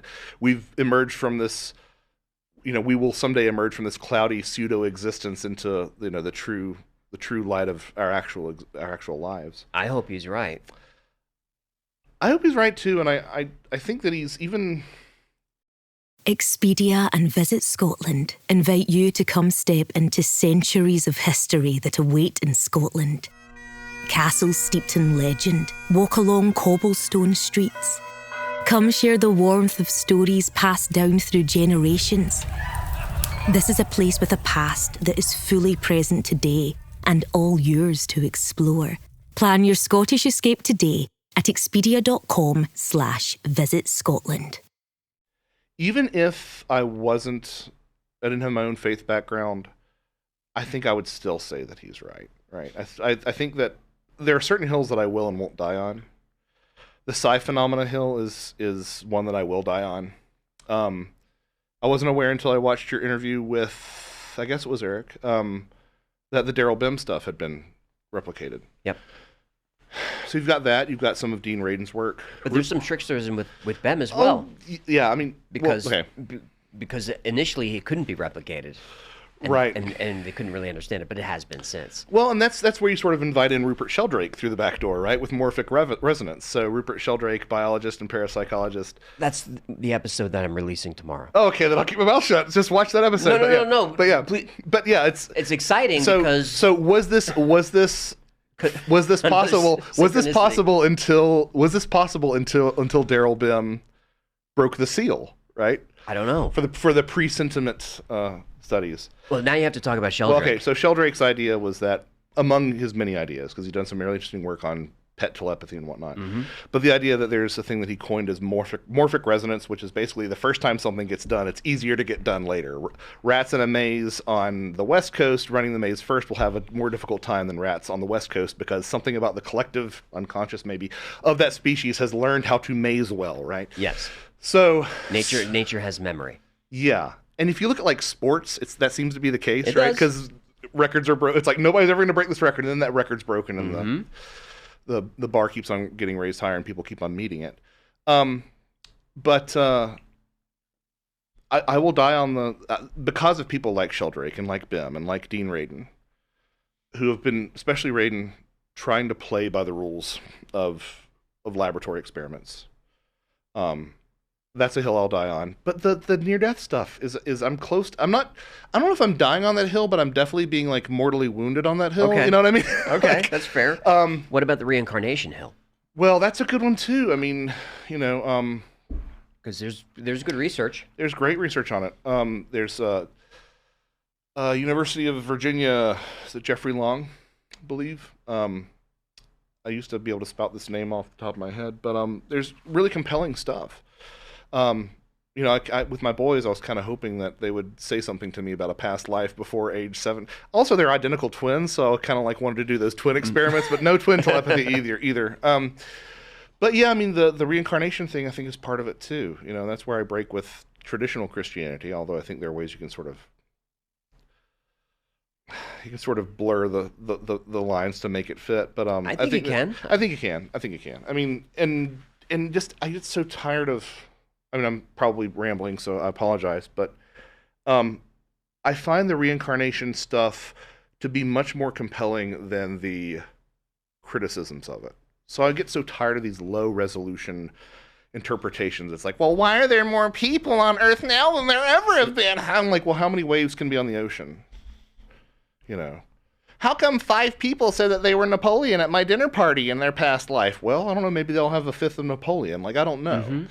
I like the idea of using the water cycle as an analog for the reincarnation process. You all get dumped into a soup and then you get spread around. Yeah. And researchers like Raymond Moody have addressed that. Is that soul energy could be broken off into pieces? Yeah. I think so. I think so too. And that that might be what we experience when we meet soulmates.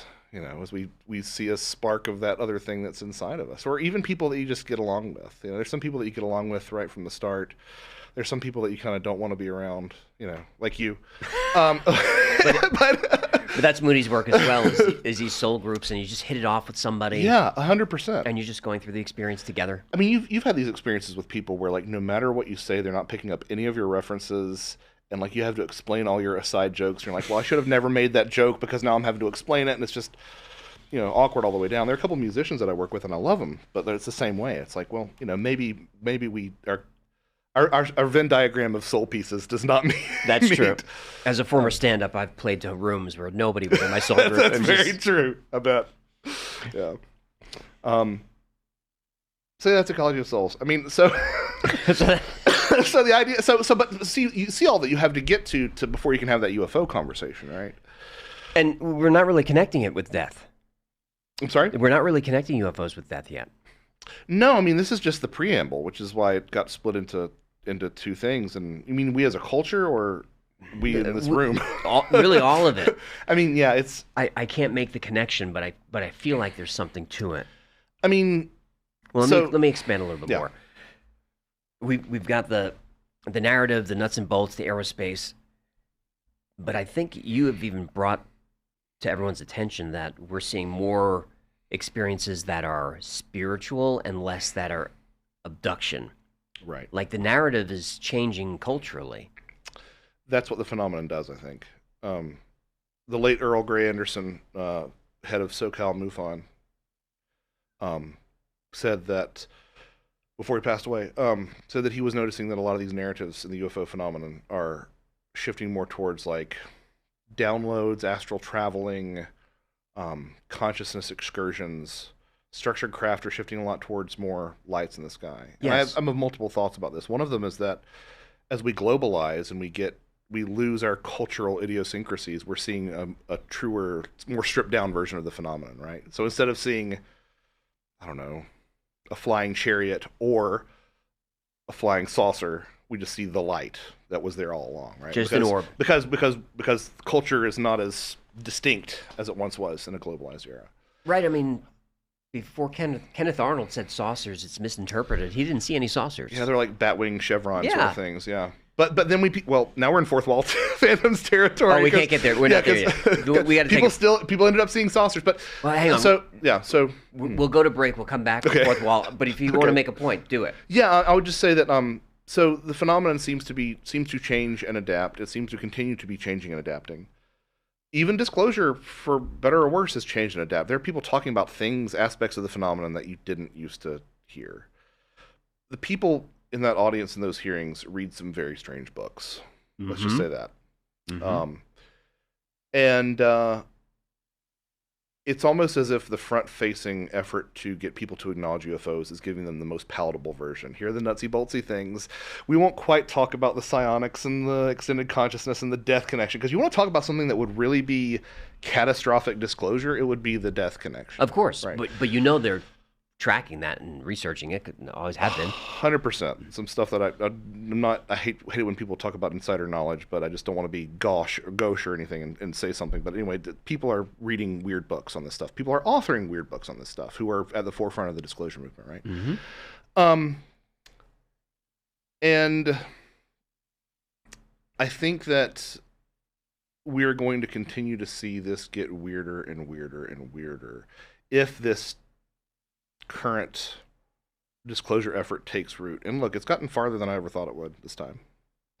So we'll see. By the time this comes out, I think everyone's going to be disappointed with what They probably are. Yeah, but I'm trying to be optimistic. I mean, like, there was a time when I would have said nothing would happen, but opinions like that age like milk. So yeah, true. Yeah. All right, we'll come back. Right. We'll talk about fiction bleeding into reality. Right. Fourth wall. Jeffrey Kripal said that book saved your life. Yeah. How does that work? The gateway and the sort of germ of what became Fourth Wall Phantoms is part of what saved my life. And the lessons that grew into Fourth Wall were what saved my life. So it was during that rehab stint. I had no idea what I was getting into. I'm a little child of privilege. These are not my people in rehab. They are my people, by the way. But how do you find your way to navigate through this? Because there are guys, they're guys who are. I learned this. They're crunching up goldfish and putting hot sauce on them. So it's like, oh, you've done time. Apparently, that's a thing. That's a thing. So that was your first stint. Yeah. And your last, God willing. Yeah.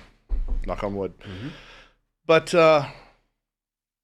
how does a Josh Cutchin, in all of his fart sniffing hoity-toity sort of way. How does he navigate that, and how does he survive that?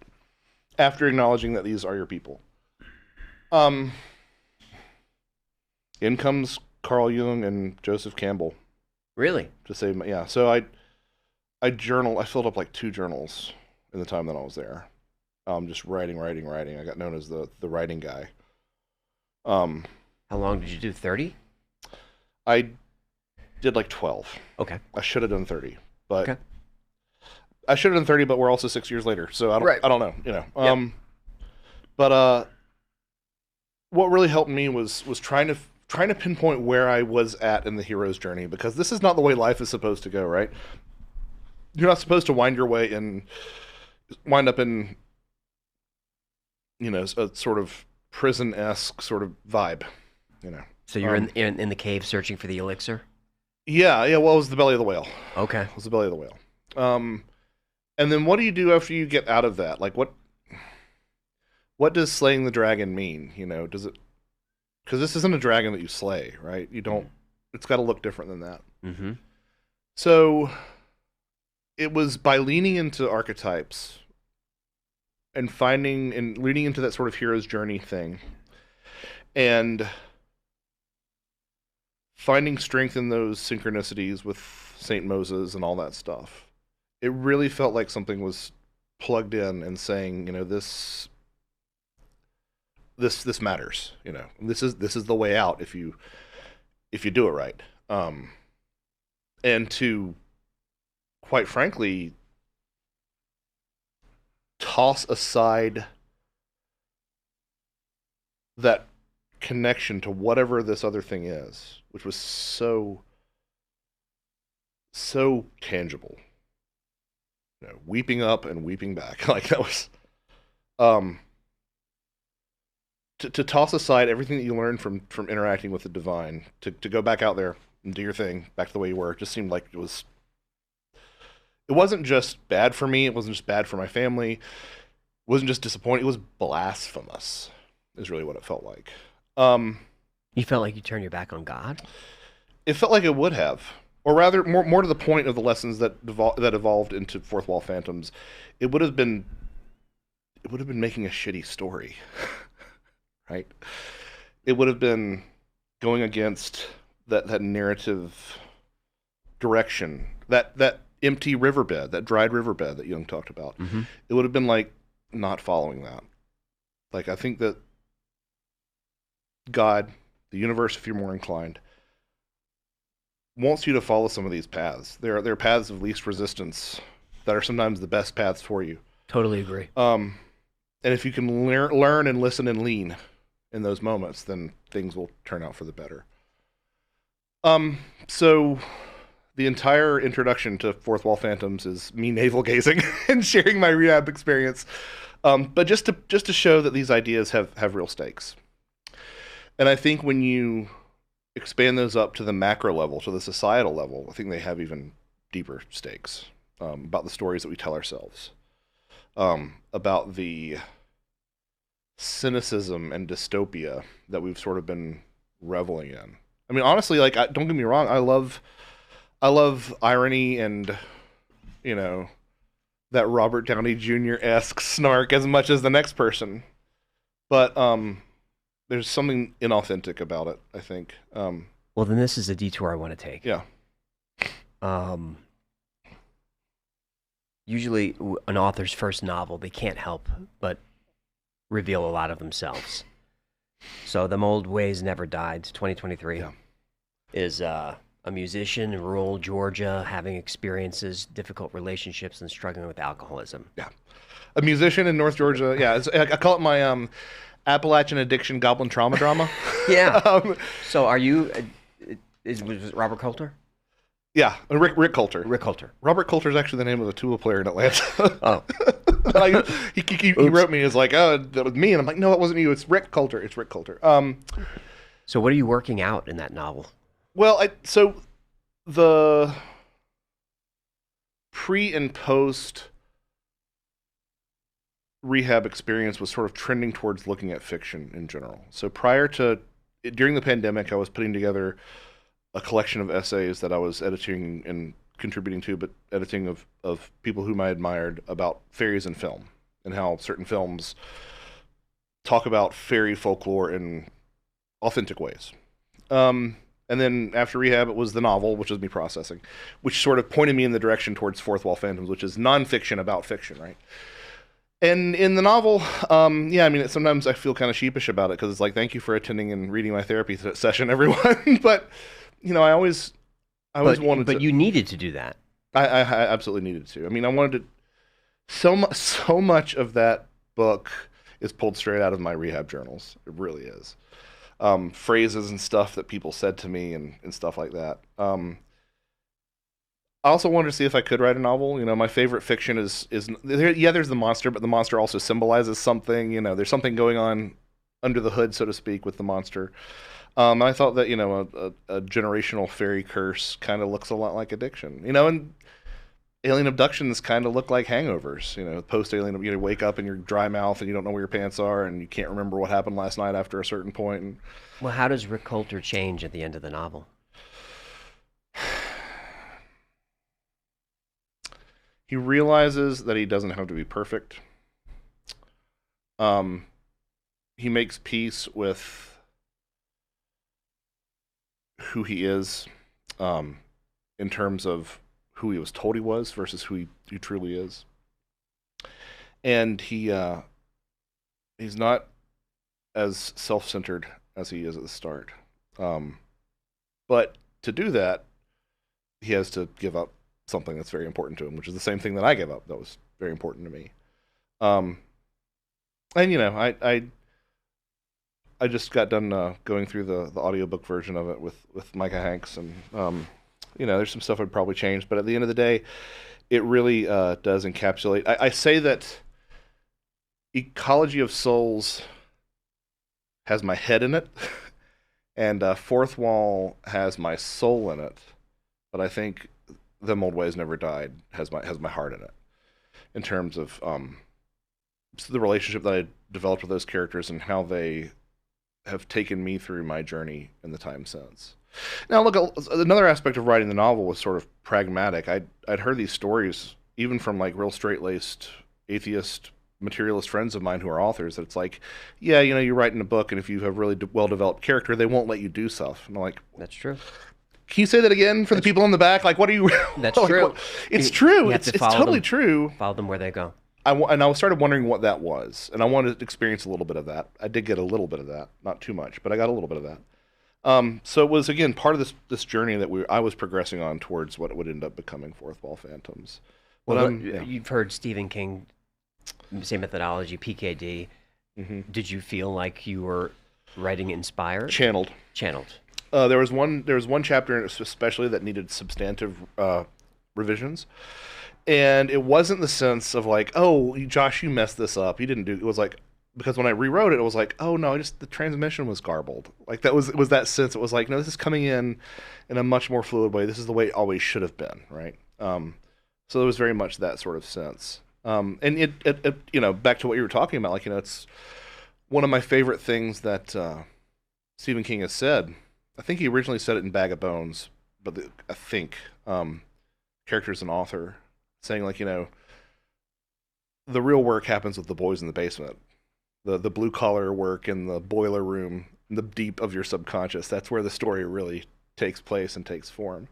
And I have my own version of that, which is I do the best writing between the desk and the fridge, which is so true. The number of times I've been like, I can't figure out how to say this, and then I go up and it's not necessarily the desk and the fridge, right? But like, what the point is, like, whenever I go and do something else for, like, even if it's getting up to go to the bathroom or do something with one of the boys that they need, or to say something to my wife, that's when it's like I get so frustrated because I'm as I'm about to accomplish the thing that I got up to do, that's when the perfect phrase enters my head. I'm like, just hold on, and like rush back and write it down, and then come back. The muse fighting with the trickster. Yeah, very similar.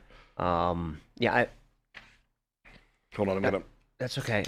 There you go. From everything I've read about it, it felt like a story of forgiveness and you forgiving yourself. Yeah, it definitely is a big...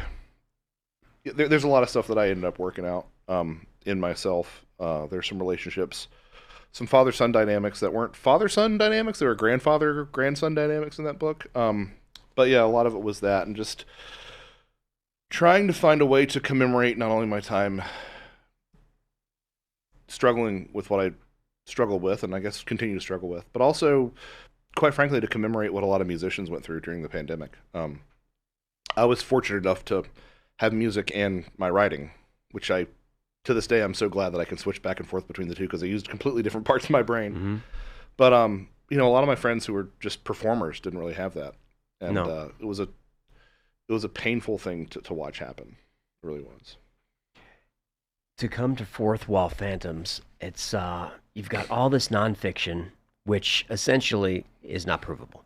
Right. Speculative nonfiction. There used to be a spot in Borders, back when Borders bookstores were a thing, that said speculative nonfiction, Right. and I love that. But I did nobody too. uses it. Yeah. So it's this nonfiction, so it's true, but it can't be proved. And then we've got your fiction novel, which is heavily researched.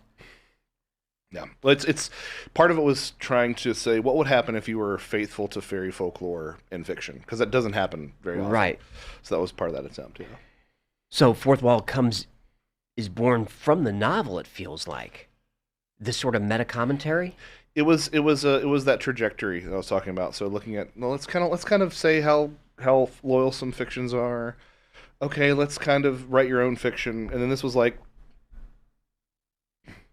we know how the phenomenon affects fiction. How does fiction affect the phenomenon? And I think that it plays nicely with some of the ideas in Ecology of Souls. One of the biggest bits of pushback that I get to some of the ideas in ecology is that we have crash retrievals, we have bodies, et cetera, et cetera. And you don't buy that? Not necessarily. I just think that I'm just not entirely sure that, I always have to leave the door open to not buying that, right? Because You do. mediated narratives and stuff. You're open to it, but something smells. Something smells. And I think that there might be a way of looking at this that both scratches that crash retrieval itch and takes a look at how weird and slippery the phenomenon can be. So, to sort of launch into that, there is that idea that I mentioned to you about authors saying that their characters tell them what they can and can't do. And I really want to sort of explore that. And as it turns out, it's not an outlier. A lot of authors have had this happen to varying degrees of corporeality, let's say. Heinrich Ibsen said that he met Nora from A Doll's House. Dickens had some experiences like this.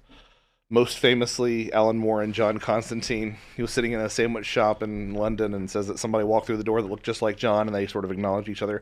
Other people who've worked on the Hellblazer title have also supposedly interacted with John Constantine. So this is fiction starting to bleed over. Fiction bleeding over into life. There's an entire wonderful book called Embodied Imaginations by Chidambaram Ramesh on this, and it goes into like stats and statistics on authors that have experienced this. But there are some, I've got them on the iPad, but well, when Alan Moore's Constantine walks through the door, is it from the 80s? Is it the 2014 Is there a canonical character? He said that it looked, he in the interview, which was originally in Wizard magazine, he said it looked just like Sting. Actually, that's not true. It looked like Constantine because he based Constantine off Sting. Right. But he says it looked like him. And so I guess it was the full trench coat garb. And it wasn't too far after his introduction in Swamp Thing, if memory serves. But this is something that tons of people, Alice Walker, Color Purple, had some experiences too, where her characters, like, actually, as she put it, would sit down and sit on the couch and talk with her. So these go all the way from intuited senses of what your characters would and wouldn't like to do, through oral hallucinations, to visual, quote-unquote, hallucinations. And apparently it's very common. There was a study that was conducted at the Edinburgh Book Festival that found that, indeed, it's some pretty staggering numbers. I don't have the stats on the top of my head. But this is something that authors experience quite a bit, and creatives in general will tend to experience. And so it occurred to me, like, what happens when you put that in dialogue with the UFO phenomenon or with these other things? And it has been done. And I'll get back around to the crash retrieval bit that I mentioned earlier. But But it has been done. Two people who I think have done great work in this regard are Bertrand Mayust and Martin Kottmeyer. Mayust took a look at pre-Kenneth Arnold sighting sci-fi pulps and saw that, especially even when there was a division between the pulps in France and the pulps in America, the UFO sightings and what would become alien abductions all featured elements from these that apparently first appeared in these pulp magazines, right? Martin Kottmeyer has done the same thing. Classic example that I think he did really good work on is that the first instance of a UFO stopping a vehicle or interfering with electronics was actually, again, in science fiction short stories. Mad scientist from another planet plunges the New York City power grid into a blackout for ransom or something like that. That appears before any of that other stuff. So there seems to be some sort of interplay between, I would call it a dialogue loop between the phenomenon and our expectations and our fictions that feeds into itself and actually appears in these experiences, then goes round and round and around and around and around we go. I think you could probably follow that sort of dance all the way back to petroglyphs, and at which point, like, what is a petroglyph? Is it art? Is it life? I really don't know. But people have seen aliens that look like they're out of movies, like describing like, oh, I saw Jawas, it's like, what do you do with that? Or craft that look like, my favorite Martian spaceship. And like the knee-jerk reaction is to throw those in the waste bin. But as we sort of talked about in the beginning of our conversation, like I hate that, And look, I'm not saying that we're not dealing with mental illness and we're not dealing with hoaxers, but I've also talked to some people, some experiences with whom I'm very close, who have said that, my own personal fictions that I was writing as a kid showed up during the time of my UFO experiences. Is this the trickster changing costume to be culturally acceptable? Is it the trickster? Is it screen memories? I don't really know what a screen memory is, even after all this time in this field. Like, it's just sort of thrown out there. It's like, oh, it's screen memory. Fairy glamour, Right. But yeah, it's adapting to our expectations. I think there's a good part of that. I mean, well, people will see something and like, did you see that? I didn't see anything, but I did. Well, and that gets to this sort of weirder way that reality seems to pick up our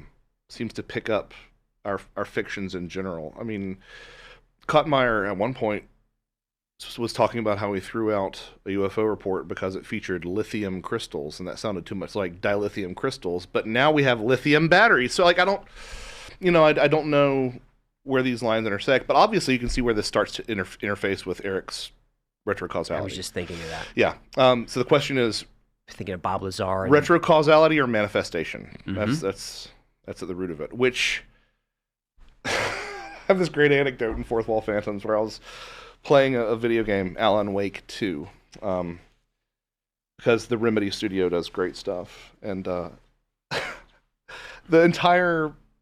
one of the main thrusts of that video game is retrocausality or manifestation. Is it really? In the middle of writing this book, I'm reading like a collectible in the game that's talking about this.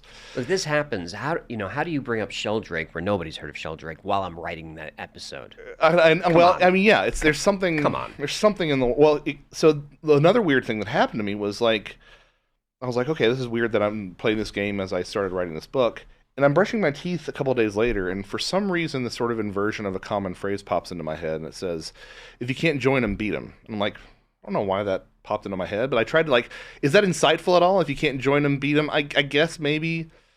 And then literally that same night, I sit down to play some of the DLC, and one of the characters says, if you can't join them, beat them. And I'm like, what the? So that was like, for me, that was reality saying, okay, look, Josh, sometimes it is retrocausality. It's got to be.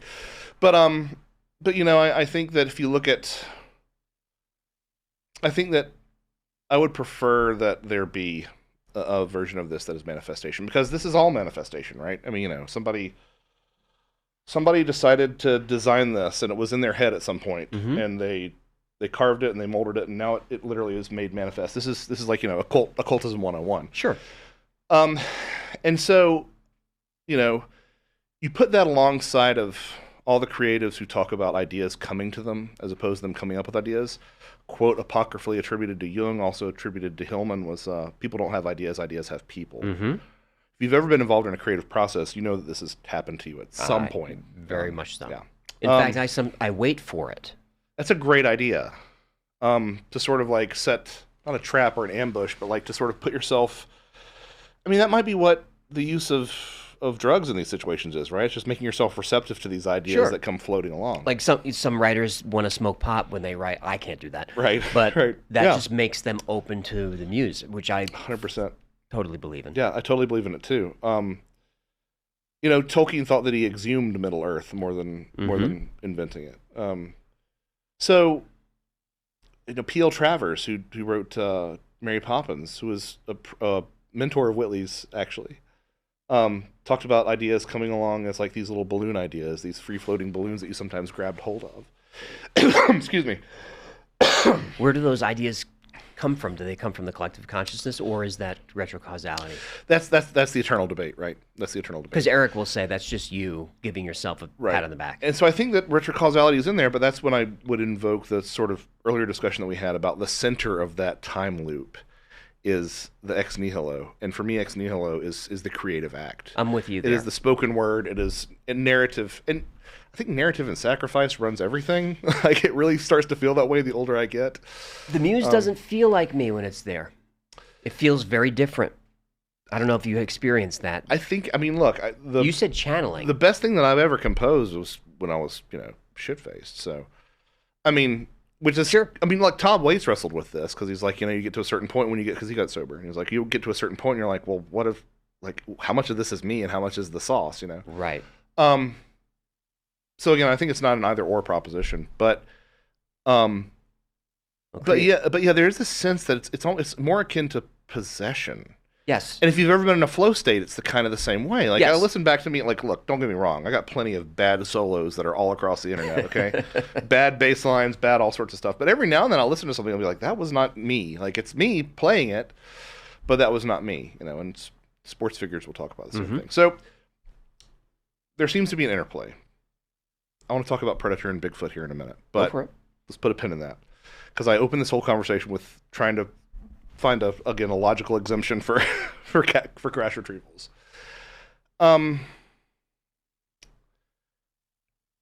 In a reality where this possibly is what's going on, where the phenomenon is listening to us and adopting aspects of our fictions, and there are plenty that I list in the book. I'm not going to go through them right now, but in a reality where the phenomenon is adopting aspects of our fictions, what do we make of crash retrievals? Like, what would you make of a blood sample from John Constantine, right?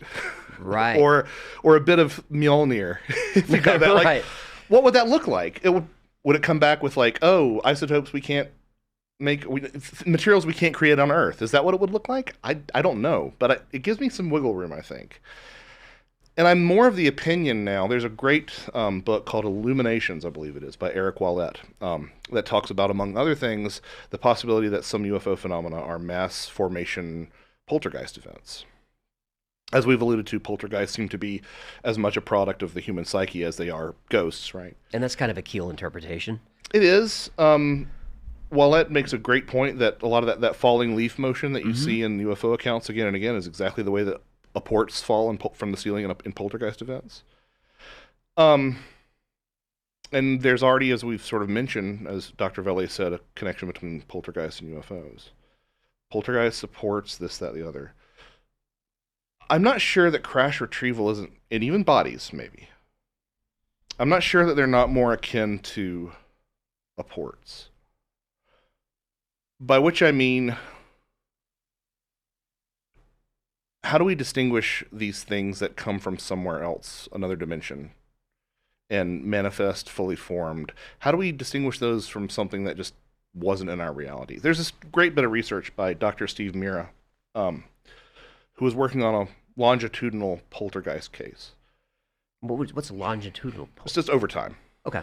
Not like a one-off, right? Okay. And there was a mug from a set that had apported. Now we have to sort of go into this with some expectations that there is a control group and that the mugs hadn't been microwaved. Whatever. I'm acknowledging that. But he did some tests on the mug that was apported or disapported rather, the mug that vanished and came back. And he compared them to the control that had not been reported to do that. And he noticed changes in the molecular composition. No. Now, I know the audience is wanting me to be more specific. I'm crap at chemistry and crap at science. It's in fourth wall phantoms, but changes in the millisieverts and changes in... It was slightly more radioactive and had been subjected to heat, if memory serves. Okay. Wow. The point is, again, those details, I know I'm fudging on them, but the point is that he studied in a port at the molecular level and said that it looked different. It had somehow changed, which to him brought up a couple questions. Did the mug change when it came back, or is it even the same mug? Is this an imposter mug, right? Right. And yet we see things when we do these analyses of metamaterials, right, where there's molecular compositions and isotopes that we can't explain. Right. So are we in a port territory? I don't know. The other thing that really gets to me and that I think is really worth commenting on is, are you familiar with the phenomenon of angel hair? Yes. So for anybody who doesn't know, ectoplasm. It's ectoplasm. Yeah. It's ectoplasm. I don't know. Thank you for making that connection. Mm-hmm. So angel hair used to hear about it a lot in the aftermath of sightings and the UFO sightings in the 50s and 60s. This wispy kind of stuff that would fall to the ground or be found at landing sites. You put it in a jar and it would evaporate. And if you look into reports of ectoplasm from mediums and seances, it would supposedly this gauzy, wispy material that would come out of orifices, and if it was collected in a jar, it would evaporate. Is it the same thing? I don't know. And I don't have a jar of either one on my desk, and if I did, apparently it would have evaporated. But it won't let you measure it. It won't let you. Right. What is that? There's another great example too. The saga of the green stone, which is it was basically like LARPing. Yep. Where they would get these dreams about having this this fabled philosopher's stone, basically that was a green stone, and they would get into this giant mythology about the gunpowder plot and ahistorical facts about how this green stone and this small sword and this casket all featured into it. But then people who were tangentially associated with it were having dreams about the locations for these things, and they followed up on them. They actually found, like, they can show you the green stone and the sword and stuff. And I don't know what that is, because I'm listening to the historians and they're saying, like, none of this ever happened. And it sounds like it's a whole rabbit hole that I encourage people to check out, this British phenomenon of psychic questing. Could this be the Philip experiment? Well, I think it's souvenirs of the imaginal. Right? I think it's souvenirs from that other space.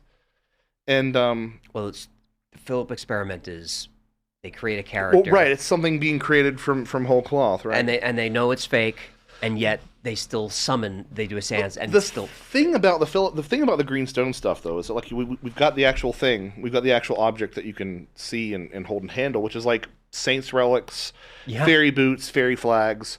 And yet we put the UFO crash material over here. We separate it from all that. Do we have bodies? I don't know. And that would be a very extreme version of what I'm talking about. Yes. But if reality is getting this weird, I don't know that that's not the case. Now, to your point, the Philip experiment, which I think is really important. A group of Toronto psychologists decided to create a ghost from whole cloth. And they came up with a believable backstory for him. Philip Aylesford, a spy in the English Civil War, gave him all the things that you would expect from someone in that time period, highlights and lowlights of his life. And then they started asking questions and asking for responses back in the form of raps and such. And whatever they were asking questions of was correctly answering questions about Philip's fictional backstory. Did they actually create something? Tulpa, thought form, I don't know. Was it another spirit that was listening in, that was being a trickster and, being like, oh yeah, I'm Philip? Or was it a part of them that was projected out? I don't know. But this is sort of the message behind so much occultism, is that you can, if you play act stuff enough, you can kind of make things happen. Like moving the Ouija board around. Yeah. Yeah, like moving the Ouija board, or, if you look at, like, a lot of ceremonial magic, they're dressing up in a robe and they're saying to the spirits that they are Solomon, and they got props. It's theater, right? It's theater. And people get results. If you look at like ceremonies are theater. Dr. John Sabal has been doing work with recreating period dress and period customs and period props and period phrases and talking to sort of coax out ghosts, reenactors and ghosts. And he's gotten some success with that as well. It's almost like the act of like pretending gets this thing on the other side of the veil to respond. You mentioned tulpas. Could you get into that real fast? Because it's important. Because that's foundation. It is. And I have to sort of, it's one of those things, you ever run into these things that you're like, yeah, it could be that, but I really don't like it as much as I feel like I should, you know? So the idea of the tulpa is supposedly the idea that through enough concentrated dedication and thought, you can make manifest a thought, right? The famous example comes from Alexander David Neal, who in Tibet claimed that she manifested a mischievous monk. And for a while she thought just she could see it, but there was some physical contact, and eventually others started seeing it as well. She alluded to the fact that it possibly got out of her control. And she had to, again, through extensive concentration, make it dissipate. The idea of a thought form or an egregore, I would think of egregores as that at the more collective level, right? Yep, that's Jungian thought? No, it's more of a, it's actually sort of, egregory is derived out of the Watchers. Yes. Is what that is. But I think that you could make some real strong comparisons. I don't know if Jung ever really mentioned the word egregore. He might have. But you can draw some comparisons between that sort of collective expression. Mm-hmm. I don't know if I believe in tulpas or not. I wish I could remember who said this to me. I had a friend tell me one time. Friend of a friend, right? Friend of a friend got an appointment with a high-ranking lama and goes in to this private meeting and is so excited to ask about tulpas. And he sits down. He asks the question, can you tell me more about the creation of tulpas? Goes through the translator. Answer comes back. It says, he doesn't know what you're talking about. Oh, no. So it's like, and there's some allusions to this that the tulpa, the idea of the tulpa is, while the idea of thought forms you see everywhere, it's obviously the driving mechanism behind occultism, right? The idea, there's some indications that tulpa is just cultural appropriation all the way down. It's just theosophy. Right. I mean, like so much of what you talk about on the Y-Files is theosophy. You know that, right? Like I do. So much is theosophy. It's influenced. I should have a picture of seances. Blavatsky. I mean, yeah, it's. I make the joke that that paranormal studies nowadays are just theosophy and James Shelby Downard. It's like absolutely so much of that is downstream from that. So yeah, I don't know, but I think that ties into this idea. I think if the trappings of it, like, oh, this mystical Eastern secret, if the trappings aren't accurate, the idea is something that has been talked about a lot. Well, the reason I wanted to talk about it is tulpas are manifestation through concentration. You scale that up to global, and now you've got John Keel's interpretation of manifestation. Right. And then the bodies in the crash retrieval, is that just manifestation? Yeah, well, and the other thing, I'm going to come back to that. But the other thing I want to say about tulpas that doesn't sit well with me is, like, I prefer to think that, like, you didn't make that monk, Alexandra. Like, that monk was always there, right, waiting for you to, yeah. I think that you're onto something with that. This idea of, and again, it's not saying that this is necessarily all even us. It's there's something that's interacting with us and listening, and it's in this. There are time loops. There are culture loops. You know, there are culture influence loops in the phenomenon too. But you know, we see a ghost train, and we don't try to, like, get a cog from the ghost train. But if you did, what would it look like? Right. You know, you smell ghost perfume, and you're not like, well, I'm going to bottle the ghost perfume. So, you know, I really don't know. So where I've landed with a lot of this stuff, is that when I wake up in the morning, I guess some part of me is psychic. I've thought that I'm dead as a doornail, but when I wake up in the morning, I'm not thinking about astral traveling or any of this stuff. Like, I want breakfast. You know, I want to go to the bathroom and get breakfast. So, like, how much of me is psychic? 20%, 80%. But there's a part of me. We can say, like, you know, let's playfully agree that sure, a part of us is psychic. 80-20. What if these other phenomena are 20-80? Right? So they have that physical, just as I can step into that psychic space and do things in that psychic space, or I could if I actually had an aptitude or the time and training. Maybe these things are mostly in that psychic space, but can step over into this physical space and then leave burn marks in the ground and leave scoop marks in your hands. You know, and one of the things when I wrote Where the Footprints, and we started our conversation about Bigfoot, one of the biggest pushbacks that Tim Renner and I got was, oh, well, ghosts don't leave footprints. It's like, did you ever read your early parapsychology? Because that was like one of the first ghost hunting methods, was to spread talcum powder on the floor and wait for footprints to manifest. So we have something backwards about this physical, non-physical thing, right? And I think that we shouldn't be thinking in terms of, well, Jung would say we shouldn't be thinking about that in terms of physical, non-physical at all, because at the psychoid level, you go deep enough, like material and psyche are not distinguishable. It's only they sort of, as they ascend that chain, that they become distinguished. But the thing that I would say is that we should stop looking at these questions as physical, psychic, as internal, external, as mental, embodied, and honestly, maybe even fact fiction. Like maybe that's that same dichotomy that we see. The psychic, physical dichotomy is that fiction fact thing. And does that mean Constantine was always there? Maybe, maybe. I would say what it definitely would mean to me is that just as, well, let me think about this. Because I had a thought and I completely lost it.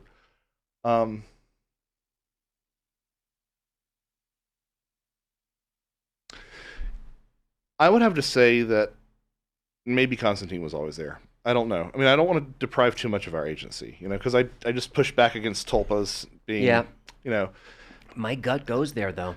Both and, and it sounds like wiggle room, or sounds like I'm being Weasley, right? Both and, but creative people understand this. A lot of things in life are both and. Yes. I mean, like I wound up in my worst situations in my life because I wasn't both anding. I was either oring. Mm-hmm. So that might be part of what we're seeing here. So Valet says something's controlling it. Keel says we're controlling it. Who's right? We are the other. I mean, it's the only answer, I guess. I started by saying I was a mystic, right? Yeah. Like, I mean, Look, but that's really what you do sort of trace back into. I mentioned that sort of psychoid layer, but that's also the lesson of something like monism. The idea that the internal and the external are two sides of the same coin. It's also the idea, I would argue, idealism. Panpsychism is the idea that consciousness is in everything. And idealism would be the idea that everything is in consciousness. And if everything's in consciousness, then there really aren't distinctions between us and the other. And I don't know how literal we can take any of this. It's always speculative. Ignoring your research, not an academic answer. I just want to know what you think happens when we die.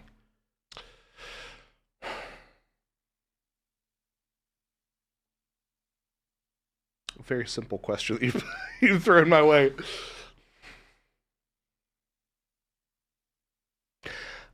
I would have to say that I have a very distinct memory of growing up in a church where there was a Sunday school lesson that really terrified someone.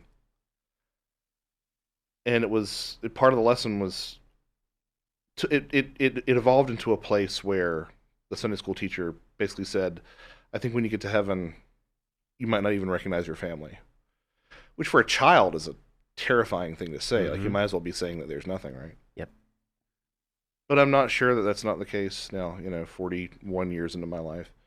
I think that if you look at how so many of these experiences point towards things like ego death, point towards, again, that idea of monism that I just mentioned, that idea of oneness, you can go through experiencer accounts with UFOs, and you'll read things like, "I am one with the one that is all," and "I am the thee me. I am the me within thee," and like these weird like spiritual phrases. But they do point back to that sort of like lack of distinction between things, and I think that does mean that points to, suggests, raises the possibility that when you die, it is like a river going to the sea, and you end up mixing up and matching, and you don't really care. Just like I don't care about, like, my sons are obsessed with Legos. If I took away their Legos, they'd be distraught. But are they going to feel that way in 30 or 40 years? I mean, they might, but you take my point. Like, the things that I care about now and place value on now at this point in my life are so different than as a child. I can only imagine how differently I would treat the stuff on the other side of the veil compared to the things that are important to me now. I had never considered heaven as the same as oblivion before, but that's what it sounds like. Yeah, and that's terrifying, but would you care once you reach that point? No, but is this compatible with soul groups? Is this compatible with reincarnation? Well, that's why I like sort of invoking the water cycle, is because, after the river goes to the sea, some of that evaporates from the top, and you get bits of a molecule that fell in Bangladesh, and you get bits of a molecule that fell in Perth, and you get bits of a molecule that fell off in Ecuador, and they all come together in one raindrop that falls back to the earth as it becomes individuated again. It falls back to earth, and eventually it's going to hit that river and come back to the ocean, because the water cycle is, a closed loop. I tend to agree. Yeah, but so that's why you get pieces of people, and maybe even, for the longest, a lot of my work has been pushing into areas where I'm really uncomfortable. My toes curl in my shoes in all the bad ways when I hear people talking about pre-birth memories with the ETs and reincarnation in these narratives. It's like, oh, I don't know what to do with that. But because I felt that way, I wanted to go there. And if let's have our cake and eat it too. Yeah, there are ETs, and yeah, their souls mix up in that same cosmic soup to evaporate and fall back down with us. So you could be part Zebulganubian, I'm uncomfortable with it, but I can't disprove it. Again, it's all speculative. I mean, anybody who ever listens to me for hard facts, despite all my end notes, everything at the end of the day that I talk about is speculative. And I think I think there's so much that's rewarding in the speculation about these topics. Like the binary of does this exist or not, as you can tell, I just blew right past it. Like, that's just because we've been at this in the UFO question. I mean, obviously arguably for a lot longer, but in the UFO case, we've been doing this for like coming up on 80 years, and we still haven't settled that binary question. So let's go ahead and say, okay, let's assume that they are. What can we learn? Like, what is this pointing us towards? And I think that's such a more interesting place to go. And I think that's also a place where we can meet the skeptics. I have so many skeptic friends who will still say to me, like, even if this stuff is bunk, it's important because it tells us about the way that we metabolize perceived contact with the other. It tells us about humanity. It tells us about ourselves. And that's valuable no matter who you are, I think. It tells you something about what it is to be a human being. You mentioned that it's fascinating that you're drawn to these ideas that are on the threshold of comfort. And I'm thinking that as we get more comfortable with certain notions, we keep pushing it, meaning we've got flying saucers we're uncomfortable with. Then we got grays, and then it's like they're just grays, and we keep moving. Now it's just retrieval. We get it. But now we're into AI, and now we're scared. Yeah. Is AI the new trickster? Well, it's kind of the Sheldrake thing, right? Like, yes. Or it's, addiction has been a theme running through this. It's like developing a new tolerance, like, a tolerance. I mean, you've experienced this, I'm sure, in this space where it's like you're like, yeah, okay, you're taken by aliens. Yeah, you saw a Bigfoot. Like, whatever. Like, give me more. Right. Been there. Yeah, and so I think that just makes perfect sense that would happen on the societal level too. And I think it's a really interesting time to be into these topics for a lot of different reasons. I mean, again, I've been eating a lot of crow about the way that I've talked about the disclosure movement historically, because like nothing's going to happen. Well, something's happening. I'm not sure of how useful it is. I'm not sure of how revealing it is, but this is different than other disclosure seasons because they come in seasons. Mm-hmm. But it's also been interesting to be alive when the UFO phenomenon has gone through another one of these costume changes. And I promise I'll get back to the AI question. But, you know, for years we had signs and wonders in the sky and chariots and such. And then as Dr. Villegas pointed out, you'll end up with airships in the early 20th century and flying saucers and the black triangles. And I said, as soon as the 2017 Red Pill Junkie, if you're watching this, I said this. I said, as soon as the Tic Tac video dropped, I said, okay, we're going to start seeing a conflation. Drones are the new UFO shape, right? Yep. And he said, yeah, but people aren't really reporting drones. And I said, nope, it's going to happen. And then the New Jersey drone flap happened. And I'm not saying that any of that was necessarily anomalous. It might have been. I really don't know. I'm agnostic on it. But the point is, how many news stories have you seen since then that conflate drones and UFOs? Mystery drones seen over this Air Force. So I think we have been present for something that is a generational thing, where the UFO has said, "Oh, okay, that's a cool one. I'm gonna start wearing that now." Having said that, that's the case with craft shapes. Mm-hmm. But the occupants seem to have done that over the years as well. It's that Passport to Magonia drawing I was talking about, the demons and the fairies and the aliens. We're way overdue for a mask change. Yeah. And I wonder if we have this conversation in the next 15 or 20 years, if we wouldn't be saying, you know, the AI robots came out of their underground server farms to harvest my genetic code and then took it back in their drones back to their server farm. Like, is AI going to be the new mask that this 5149? It goes down like that. I think so. Well, 5149 it goes down literally like that. Literally like that. But yeah. AI hallucinations sound like lies, where you can ask the AI question and it will just tell you with fully confidently the answer that's totally false. Did you see the goblin bit? No. Some of these LLMs have been specifically asked multiple times on the back end to not bring up goblins unless specifically directed. What? Yeah. And for someone like me, I love that because it's like, does a sufficiently complex system invite in goblins? Like does it sufficiently, and goblin as a metaphor, and goblin also as like, maybe the metaphor made manifest is what we're dealing with when we see actual goblins, right? But I just found that to be absolutely fascinating. Because that's an idea that, you know, some of my friends have talked about. It's like, you know, does any sort of sufficiently complex system invite in consciousness in this sort of Promethean, Frankensteinian sort of way? I don't know, but it seems to invite in goblins because apparently there's some of these large language models that love bringing up goblins, even when you don't, to the extent that they had to like repeat numerous times, don't bring up goblins. That is, yeah. Wow. You know, and why goblins? Frankenstein and Prometheus, those aren't happy endings. Those stories. Never is. No. Before we go, for anyone who's new to your work, what do you want them to take away from it? It's very personal, even though it's research. It's very personal. You know, not the book, the idea. No. Yeah, I got it. I would encourage people to be comfortable with ambiguity. So I had a therapist one time who was talking about the triangle being the most stable shape, right? And how we like to think of things being settled on one plane, so it's nice and stable and we have nice foundations.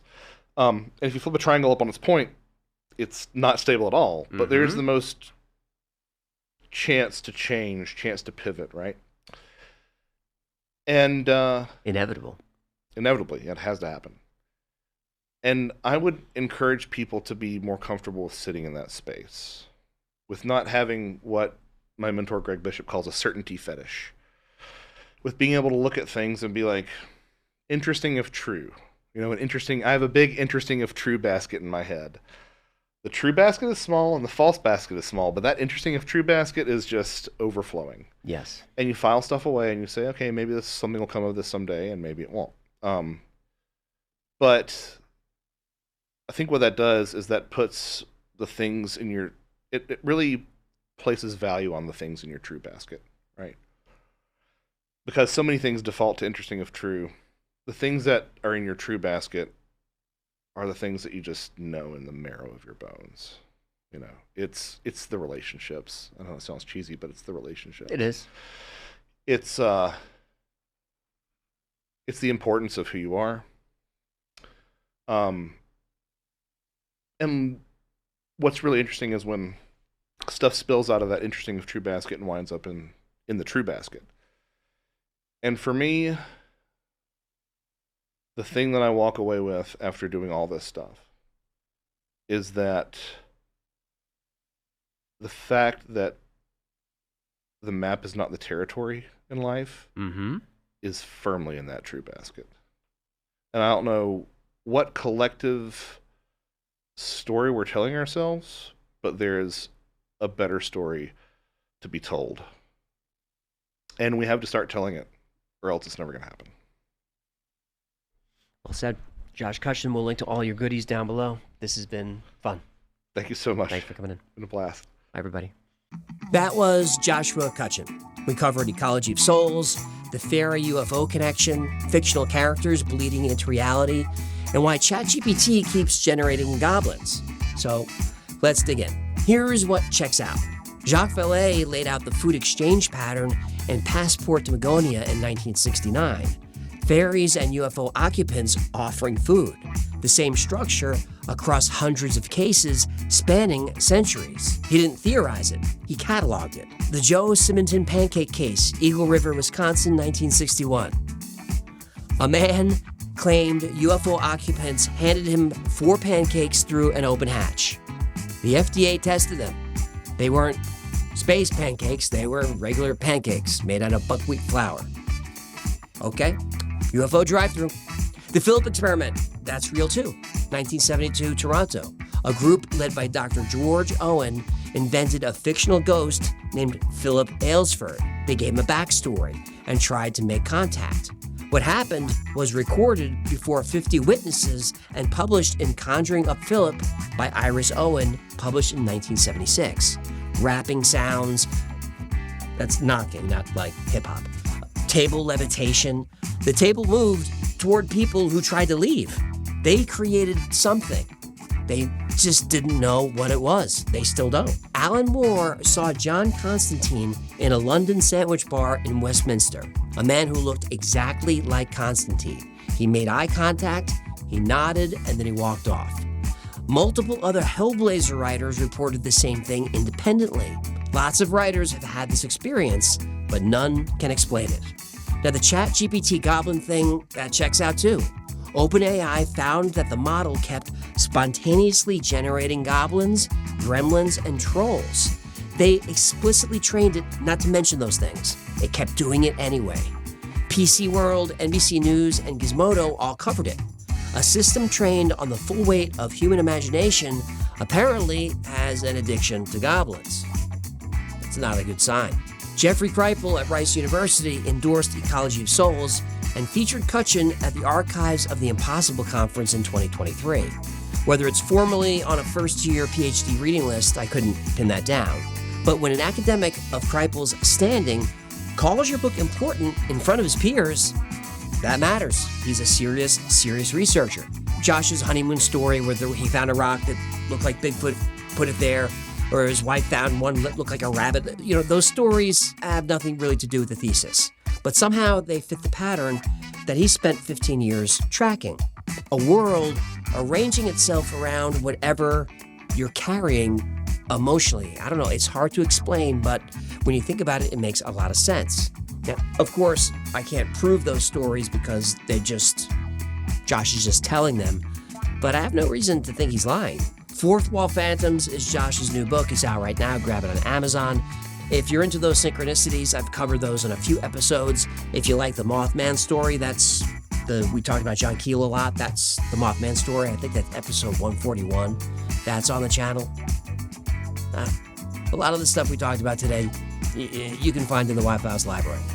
Anyway, thanks to Josh for coming in. Thanks to you for hanging out. And until next time, be safe, be kind, and know that you are appreciated.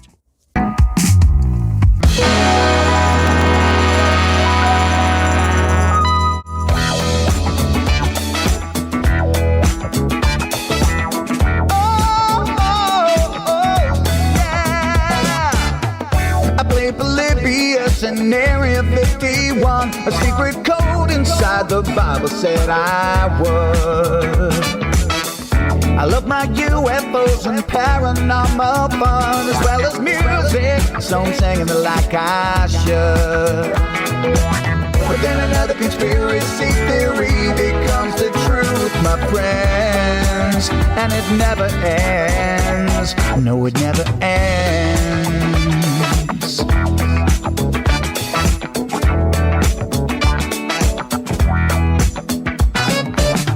I feel the crap cat and got stuck inside Mel's hole with MK Ultra of being only too aware. Did Stanley Kubrick fake the moon landing alone on a film set, or were the shadow people there? The Roswell aliens just fought the smiling man, I'm told, and his name was Cold.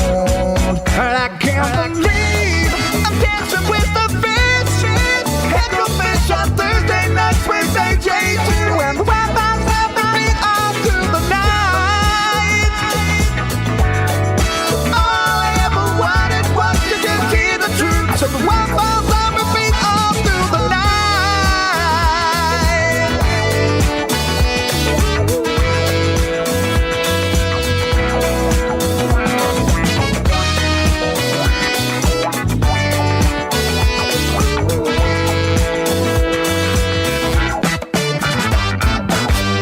The Mothman sightings and the solar storm still come to Agatha, the secret city underground. Mysterious number stations, planet Serpo 2, Project Stargate, and what the Dark Watchers found.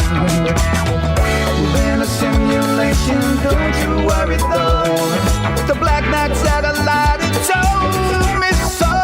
I can't believe I'm dancing with the fishes. Hecklefish on Thursday nights with AJ2, and Wi-Fi's on repeat all through the night.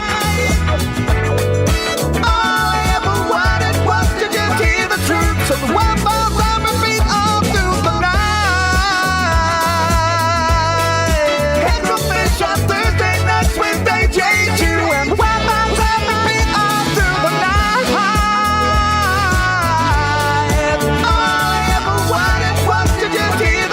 So the Wi-Fi's on repeat all through the